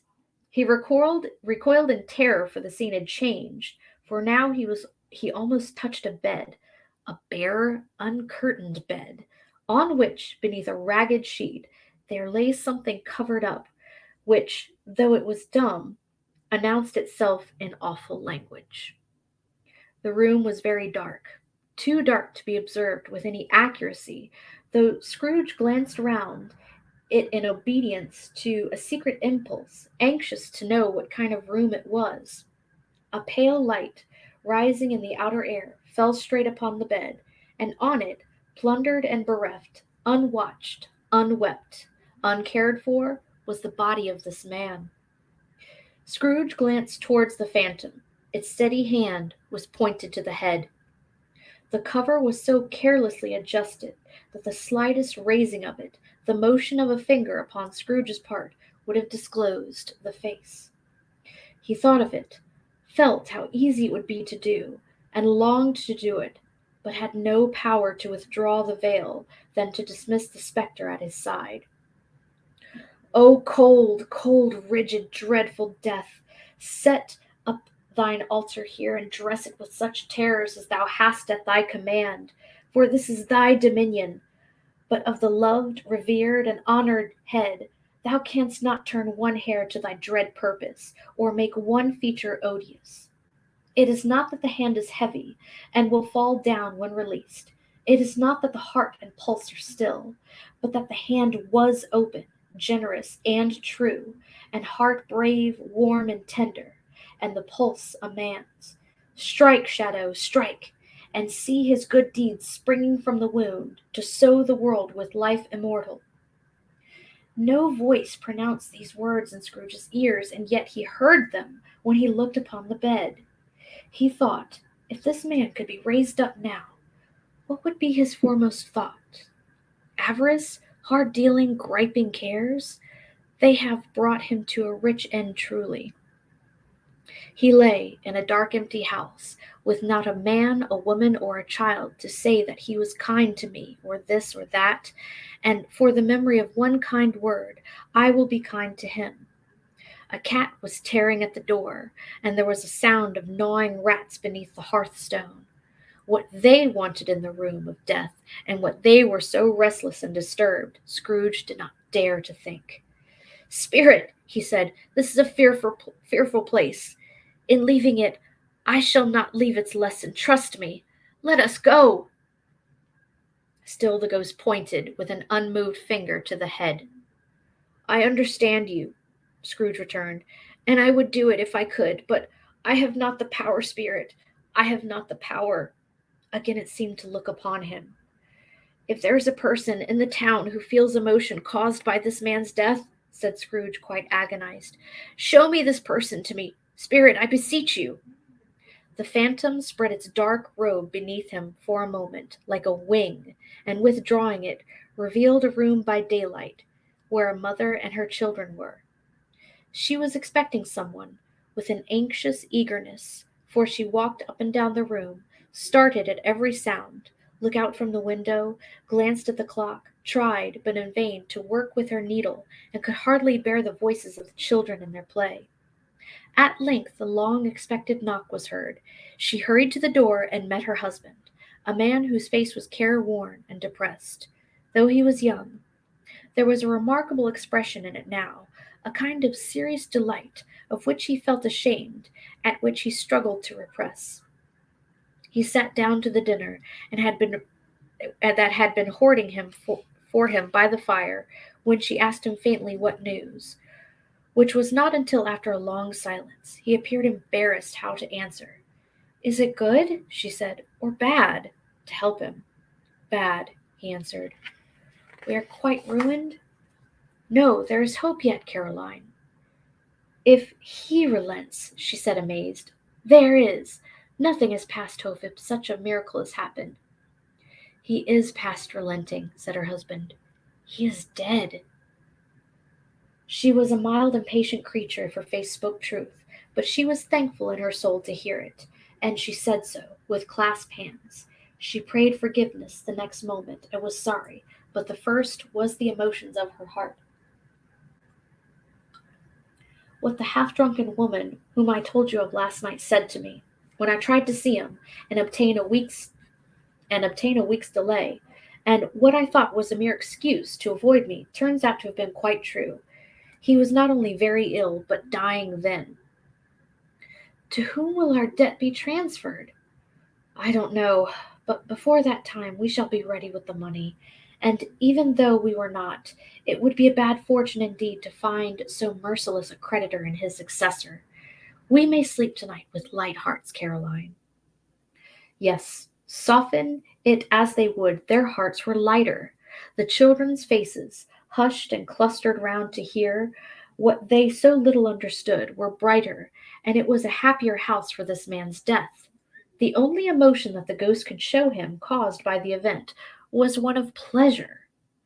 Let me see some tenderness connected with a death, said Scrooge, or that dark chamber spirit, which we just left now, will forever be present to me. The ghost conducted him through several streets familiar to his feet as they went along. Scrooge looked here and there to find himself, but nowhere was he to be seen. They entered poor Bob Cratchit's house, the dwelling he had visited before, and found the mother and the children seated round the fire, quiet, very quiet. The noisy little Cratchits were as still as statues in one corner, and sat looking up at Peter, who had a book before him. The mother and her daughters were engaged in sewing, but surely they were very quiet. And he took a child and set him in the midst of them. Where had Scrooge heard these words? He had not dreamed them. The boy must have read them out, as he and the spirit crossed the threshold. Why did he not go on? The mother laid her work upon the table and put her hand up to her face. "The color hurts my eyes," she said. "The color? Oh, poor Tiny Tim." "They're better now again," said Cratchit's wife. "It makes them weak by candlelight, and I wouldn't show weak eyes to your father when he comes home for the world. It must be near his time." "Past it, rather," Peter answered, shutting up his book. "But I think he has walked a little slower than he used to, these past few evenings, Mother." They were very quiet once again. At last she said in a steady, cheerful voice that only faltered once, I have known him walk with Tiny Tim upon his shoulder, very fast indeed." "And so have I," cried Peter, "often." "And so have I," exclaimed another. So had all. "But he was very light to carry," she resumed, intent upon her work, "and his father loved him so, that it was no trouble. And there is your father at the door." She hurried out to meet him, and little Bob and his comforter, he had no need of it, poor fellow, came in. His tea was ready for him on the hob, and they all tried who should help him to it most. Then the two young Cratchits got upon his knees and laid each child a little cheek against his face, as if they said, "Don't mind it, father, don't be grieved." Bob was very cheerful with them, and spoke pleasantly to all his family. He looked at the work upon the table, and praised the industry and speed of Mrs. Cratchit and the girls. They would be done long before Sunday, he said. "Sunday? You went today, then, Robert?" said his wife. "Yes, my dear. I wish you could have gone. It would have done you good to see how green a place it is. But you'll see it often. I promised him that I would walk there on a Sunday." "My little child," cried Bob. "My little child." He broke down all at once. He couldn't help it. If he could have helped it, his child would have been further apart perhaps than they were.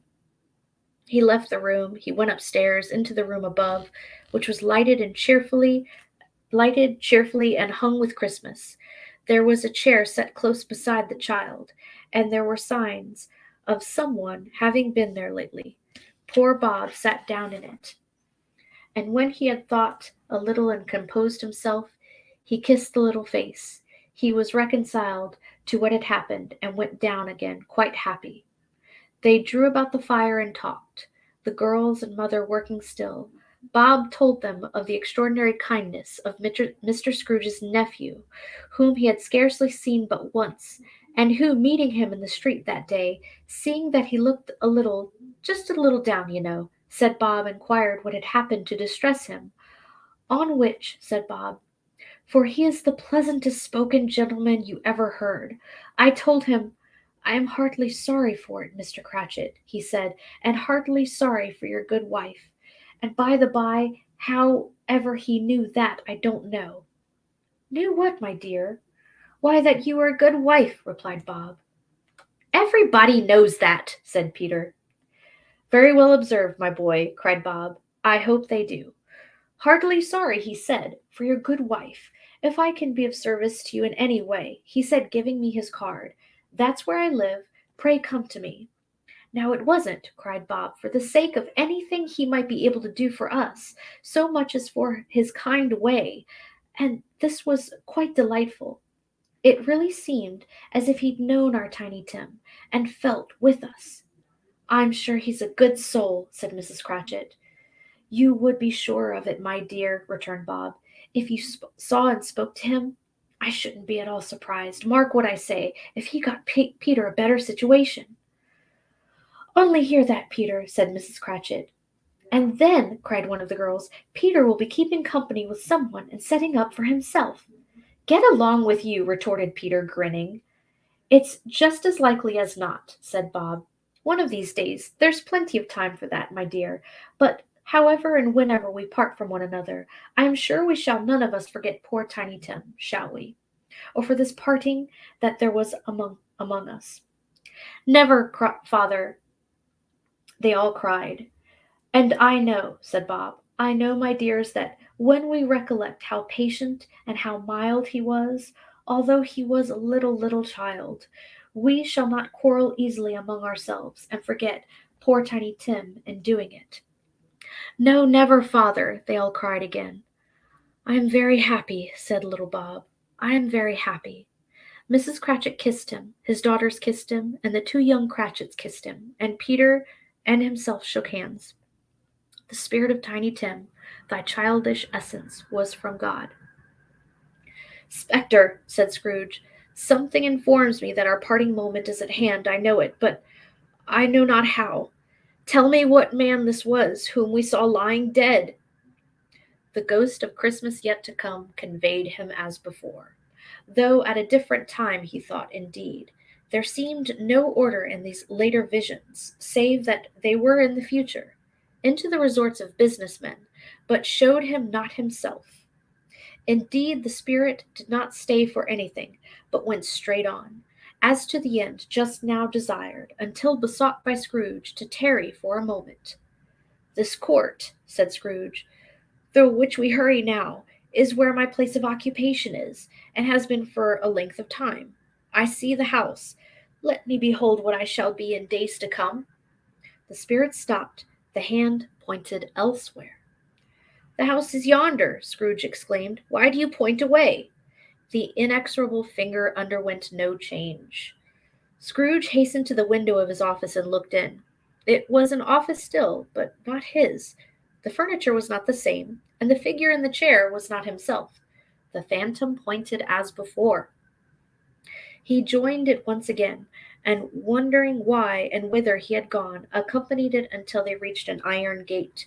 He paused to look round before entering. A churchyard.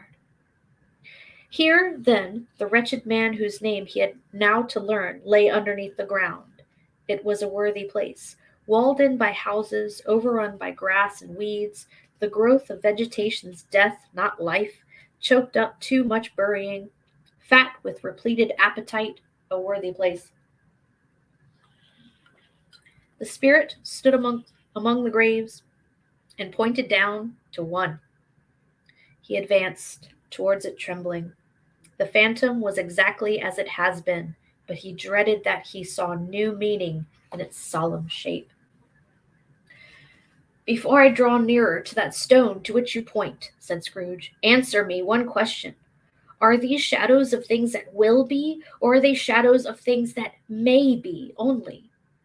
Still, the ghost pointed downward to the grave by which it stood.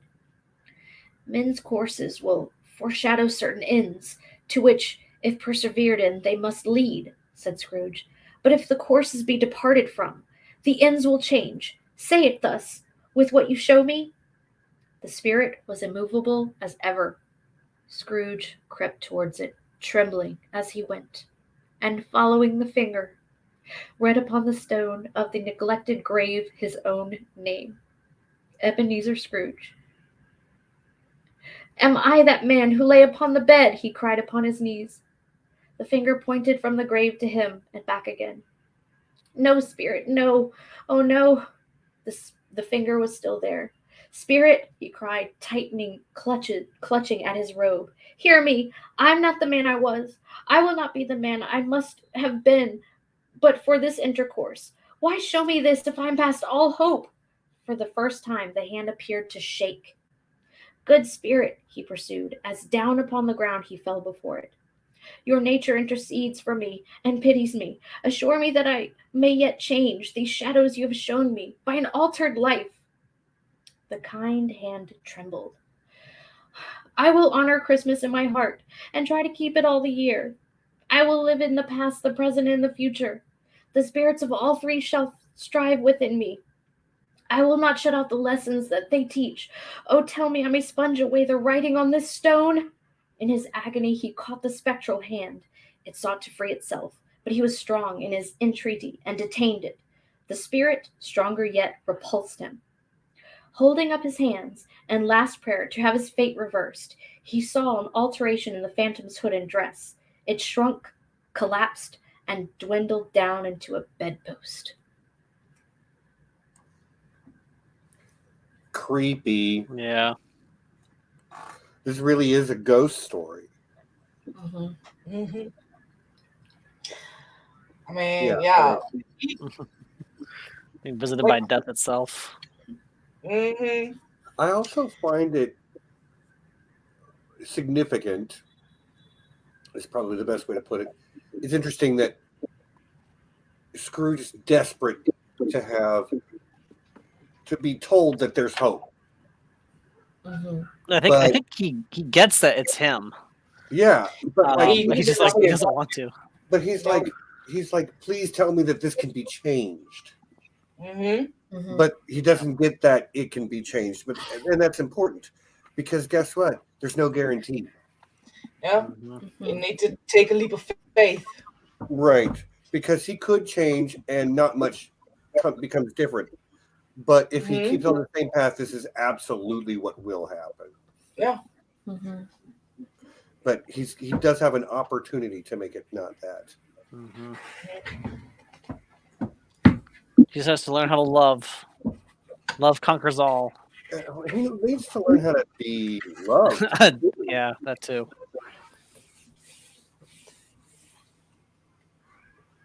And which is a really sad thing because he's not loved. I mean, I think his nephew loves him. Yeah. Despite all of Scrooge's effort, the nephew still loves him. Well, I mean, he's a good guy, and also sometimes it's just like your family sometimes does horrible shit, but then it's not in all cases because I don't like that message. But I mean, it usually you have still that feeling of like their family. So you barely kind of family. Yeah. For Scrooge, it is all he has as far as family.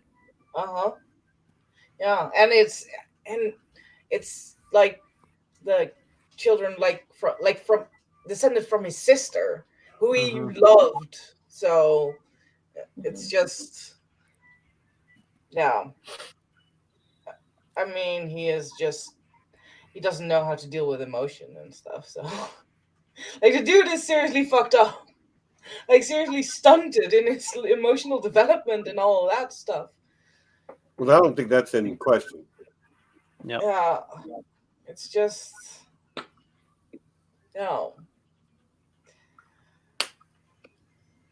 Okay. Hey, someone go to our Slack and post what you think would be on like Scrooge's Tinder profile. Oh my gosh. I just want to rewrite the whole story with modern parlance. Yeah. He's not that like twisted, clinging, grasping. No, he's like a heckin', Scrooge was a total D-bag. A heckin', Yeah. Yeah.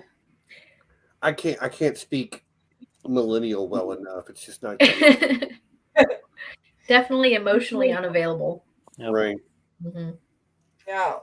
I mean, that is also how his dad was and all that stuff in his youth. Never got a example, except for with his sister, but then he lost his sister. It's sad, but also, dude, wake up. Yep. Like, are you think... happy? Are you happy? Yeah. Do you think you're happy? I don't know if maybe clearly the Scrooginess is not going to be passed on to the nephew's children. Yeah, but his sister also didn't have it. The Scrooginess. Yeah, and I think that's why the nephew is so persistently cheery. Yeah. Yeah. it's just it reminds me of a lot of like the old like Victorian upbringing with parents being emotionally unavailable, being sent away from home to be raised somewhere else by people who get paid for it, and just like you need to be a man and you can't cry and all that stuff. Like Victorian era was it was not nice for men, and you get really like men who can't cope with the emotion, which is what. Kathleen just put a whopper in the chat. Yeah. That's good. Kathleen. Yeah. Nice. Got his Tinder profile now. Yeah. Are you ready to close us out, Kelly? Yeah. How many pages we got left? Let's see. I think 4. 4 Okay. pages. Ah, Yeah, I know it's not much now. Do it. do You it. can do it. All right. You can do it. Sorry, that was weird. All right. Stave 5. The end of it. Yes, and the bedpost was his own. The bed was his own. The room was his own. The best and happiest of all the time before was his own, to make amends in. I will live in the past, the present, and the future, Scrooge repeated as he scrambled out of bed. The spirits of all three shall strive within me. Oh, Jacob Marley, heaven and the Christmas time be praised for this. I stayed on my knees, old Jacob, on my knees. He was so flustered and so glowing with his good intentions that his broken voice would scarcely answer to his call. He had been sobbing violently in his conflict with the spirit, and his face was wet with tears. They are not torn down, cried Scrooge, folding one of his bed curtains in his arms. They are not torn down, rings and all. They are here. I am here. The shadows of the things that would have been may be dispelled. They will be. I know they will. His hands were busy with his garments all this time, turning them inside out, putting them on upside down, tearing them, mislaying them, making them parties to every kind of extravagance. I don't know what to do, cried Scrooge, laughing and crying in the same breath, and making a perfect idiot of himself with his stockings. I am as light as a feather, and as happy as an angel. I am as merry as a schoolboy. I am as giddy as a drunken man. A Merry Christmas to everybody. A Happy New Year to all the world. Hello here, whoop, hello. He had frisked into the sitting room, and now standing there, perfectly winded. There's the saucepan that the gruel was in, cried Scrooge, starting off again, and going round the fireplace. There's the door by which the ghost of Jacob Marley entered. There's the corner where the ghost of Christmas Presents sat. There's the window where I saw wandering spirits. It's all right. It's all true. It all happened. Really, for a man who had been out of practice for so many years, it was a splendid laugh, a most illustrious laugh, the father of a long, long line of brilliant laughs. I don't know what day of the month it is, said Scrooge. I don't know how long I've been among the spirits. I don't know anything. I'm quite a baby. Never mind, I don't care. I'd rather be a baby. Hello, whoop! Hello, here! He was checked in his transports by the church's ringing of the lustiest peals he had ever heard. Clash, clang, hammer, ding, dong, bell. Bell, dong, ding, hammer, clash, clang. Oh, glorious, glorious. Running to the window, he opened it and put out his hand. No fog, no mist, clear, bright, jovial, stirring cold. Cold piping for the blood to dance to, golden sunlight, heavenly sky, sweet fresh air, merry bells. Oh, glorious, glorious! What's today? Cried Scrooge, calling downward to a boy in Sunday clothes, who perhaps had loitered in to look about him. Eh? Returned the boy, with all his might of wonder. What's today, my fine fellow? Said Scrooge. Today? Replied the boy. Why, Christmas Day. It's Christmas Day, said Scrooge to himself. I haven't missed it. The spirits have done it all in one night. They can do anything they like. Of course they can. Of course they can. Hello, my fine fellow. Hello, returned the boy. Do you know the Poulters in the next street, but one at the corner? Scrooge inquired. I should hope I did, replied the lad. An intelligent boy, said Scrooge. A remarkable boy. Do you know whether they've sold the prize turkey that was hanging up there? Not the little prize turkey, the big one. What, the one as big as me? Returned the boy. What a delightful boy, said Scrooge. It's a pleasure to talk to him. Yes, my buck.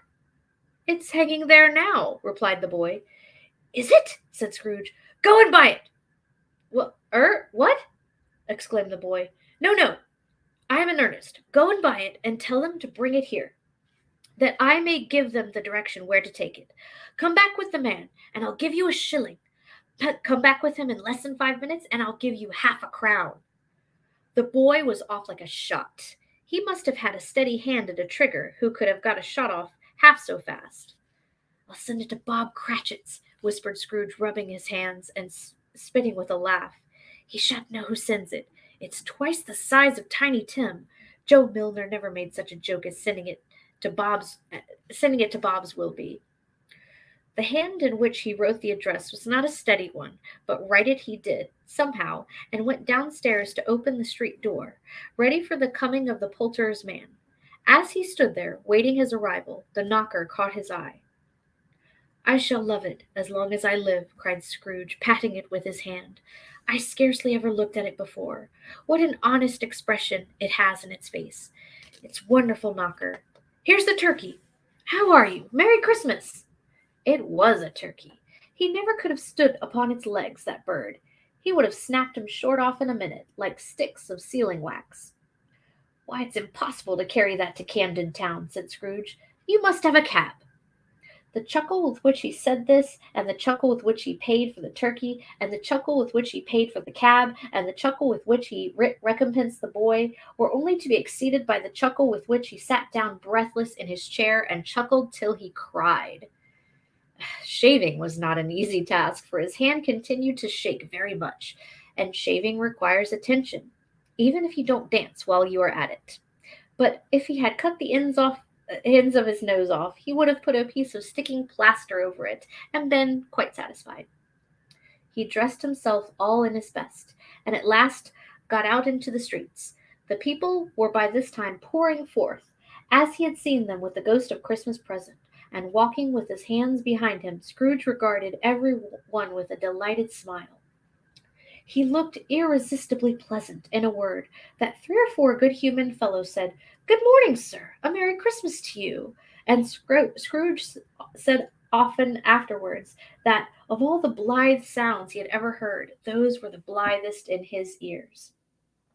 He had not gone far, when coming on towards him he beheld the portly gentleman who had walked into his counting-house the day before, and said, Scrooge and Marley's, I believe. It sent a pang across his heart to think how this old gentleman would look upon him when they met, but he knew what path lay straight before him, and he took it.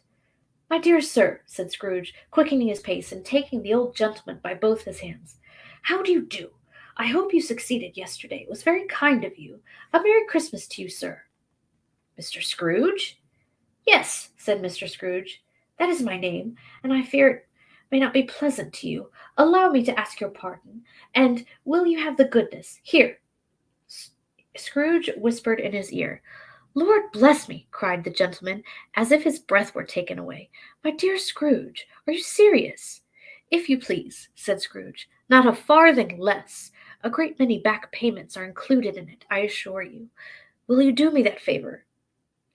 My dear sir, said the other, shaking hands with him, I don't know what to say to such Don't say anything, please, retorted Scrooge. Come and see me. Will you come and see me?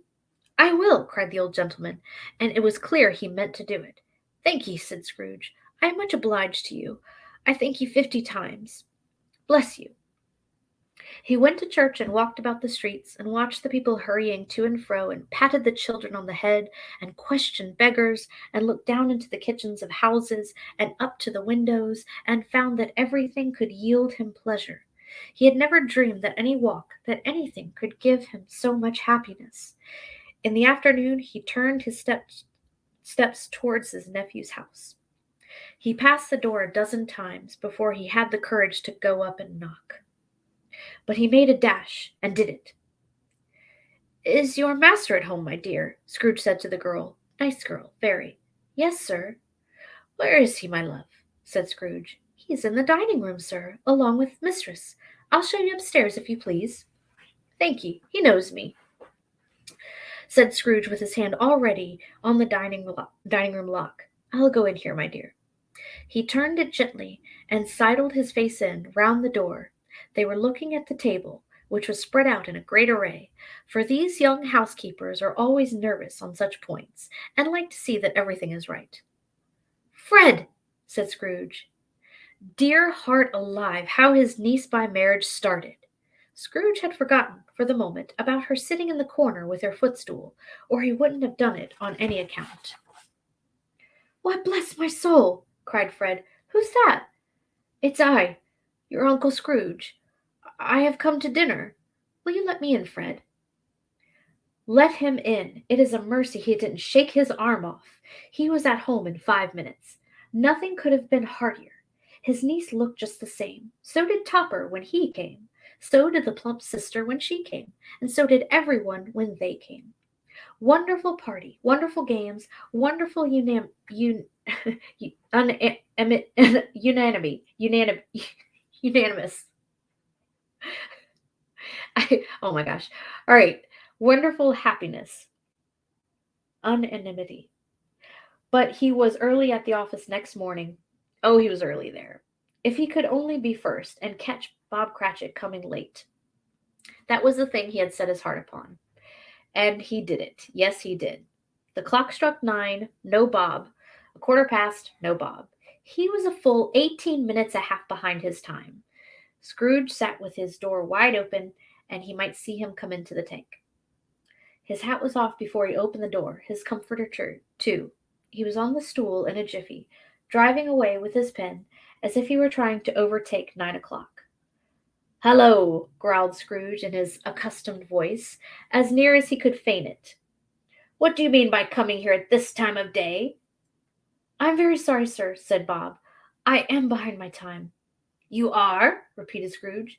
Yes, I think you are. Step this way, sir, if you please. It's only once a year, sir, pleaded Bob, appearing from the tank. It shall not be repeated. I was making rather merry yesterday, sir. Now I'll tell you what, my friend, said Scrooge. I am not going to stand this sort of thing any longer, and therefore, he continued, leaping from his stool and giving Bob such a dig in the waistcoat that he staggered back into the tank again. And therefore I'm about to raise your salary. Bob trembled and got a little nearer to the ruler. He had a momentary idea of knocking Scrooge down with it, holding him and calling to the people in the court to help and a straight waistcoat. A Merry Christmas, Bob, said Scrooge with an earnestness that could not be mistaken, as he clapped him on the back. A merrier Christmas, Bob, my good fellow, that I have given you for many a year. I'll raise your salary and endeavor to assist your struggling family, and we will discuss your affairs this afternoon, over a Christmas bowl of smoking bishop, Bob. Make up the fires, and buy another coal scuttle before you dot another Bob Cratchit. Scrooge was better than his word. He did it all, and infinitely more. And to Tiny Tim, who did not die, he was a second father. He became as good a friend, as good a master, as good a man, and as the good old city knew, or any other good old city, town, or borough in the good old world. Some people laughed to see the alteration in him, but he let them laugh, and little heeded them, for he was wise enough to know that nothing ever happened on this globe for good, at which some people did not have their fill of laughter in the outset. And knowing that such as these would be blind anyway, he thought it quite as well that they should wrinkle up their eyes in grins, and have the malady in less attractive forms. His own heart laughed, and that was quite enough for him. He had no further intercourse with spirits, but lived upon the total abstinence principle, even afterwards. And it was always said of him that he knew how to keep Christmas well, if any man alive possessed the knowledge. May that be truly said of us and all of us, and so, as Tiny Tim observed, God bless us, every one.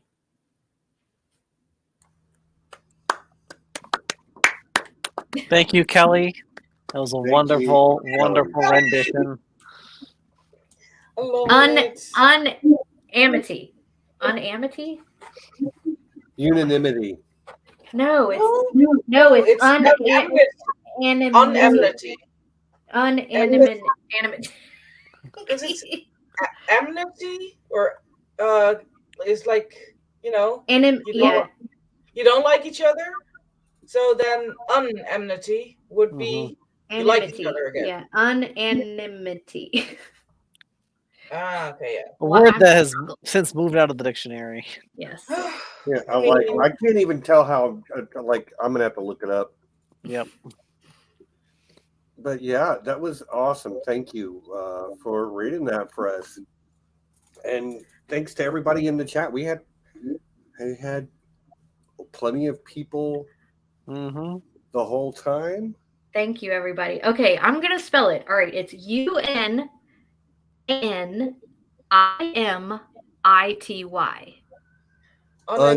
Unanimity. Unanimity. Unanimity. Unanimity. Weird. And like from enemy. No. Because it's an A. Anonymity. Anonymity. Can you type it out in the chat? I'm gonna put it UNANIMITY. That's it. Is that the word? Is That's this it? Mm-hmm. That is unanimity. Cool. Unanimity. Unanimity. It's a second language for me, so yeah, John, I had the exact same thought, John. Yeah, anonymity. See an enemy. Agreement by all people involved. Consensus. I'm pulling the second language card. Unanimity. Yeah. The fact that also wonderful and wonderful were it's sandwiched in between the word wonderful and then wonderful hyphenated, and it's like what I'm like my mind panicked when I moved to the next word, and I was like, wait, what? And then I couldn't even see like the differences between U and A. I was like, oh gosh. Unanimity comes from unanimous. Yeah. Okay. Unanimous. Yeah. As the Undertaker has just said as well. Yeah. That's nice. But that was amazing. I love this story. And Kelly, you really do give it a great life with your, you've got a great Scrooge voice. I'm just going to say it. Thank you. I think. Well, he's got a lot. He experiences a lot of emotions, fear and regret and sadness and anger, and it's really great. You're being scared straight with just I can't believe Bob Cratchit was about to throw hands assault and battery. And that is a keen sense of humor. Yeah. That is just like, the fuck. I'm about to beat this old man down. Yeah. He's about to he's about to fire me for being 18 minutes late. I'm gonna This story is actually the ravings of a madman in the local asylum. This is right. He's convinced his doctors that this is what he tells his doctors happened. I'm visited by ghosts. So my BFF came to see me. I know he's I know he's dead, but he still came to see me. Yeah, it's. I mean, he's crazy. It sounds crazy. Yeah. Yeah. I could just imagine Bob Cratchit holding it like a cricket bat or something. Yep. I was more thinking about a slap across the head, like the flat side,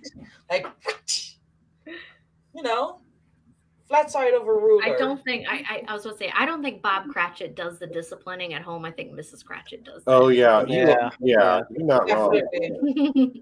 Definitely. She's the boss. Well, he's not home. He works a lot. And she got that place on lockdown. Yeah, you have to with the amount of kids. That is some excellent management skills, probably. I think that makes it an evening for us here at Here Be Dragons, though, don't you think? Mhm. Yeah.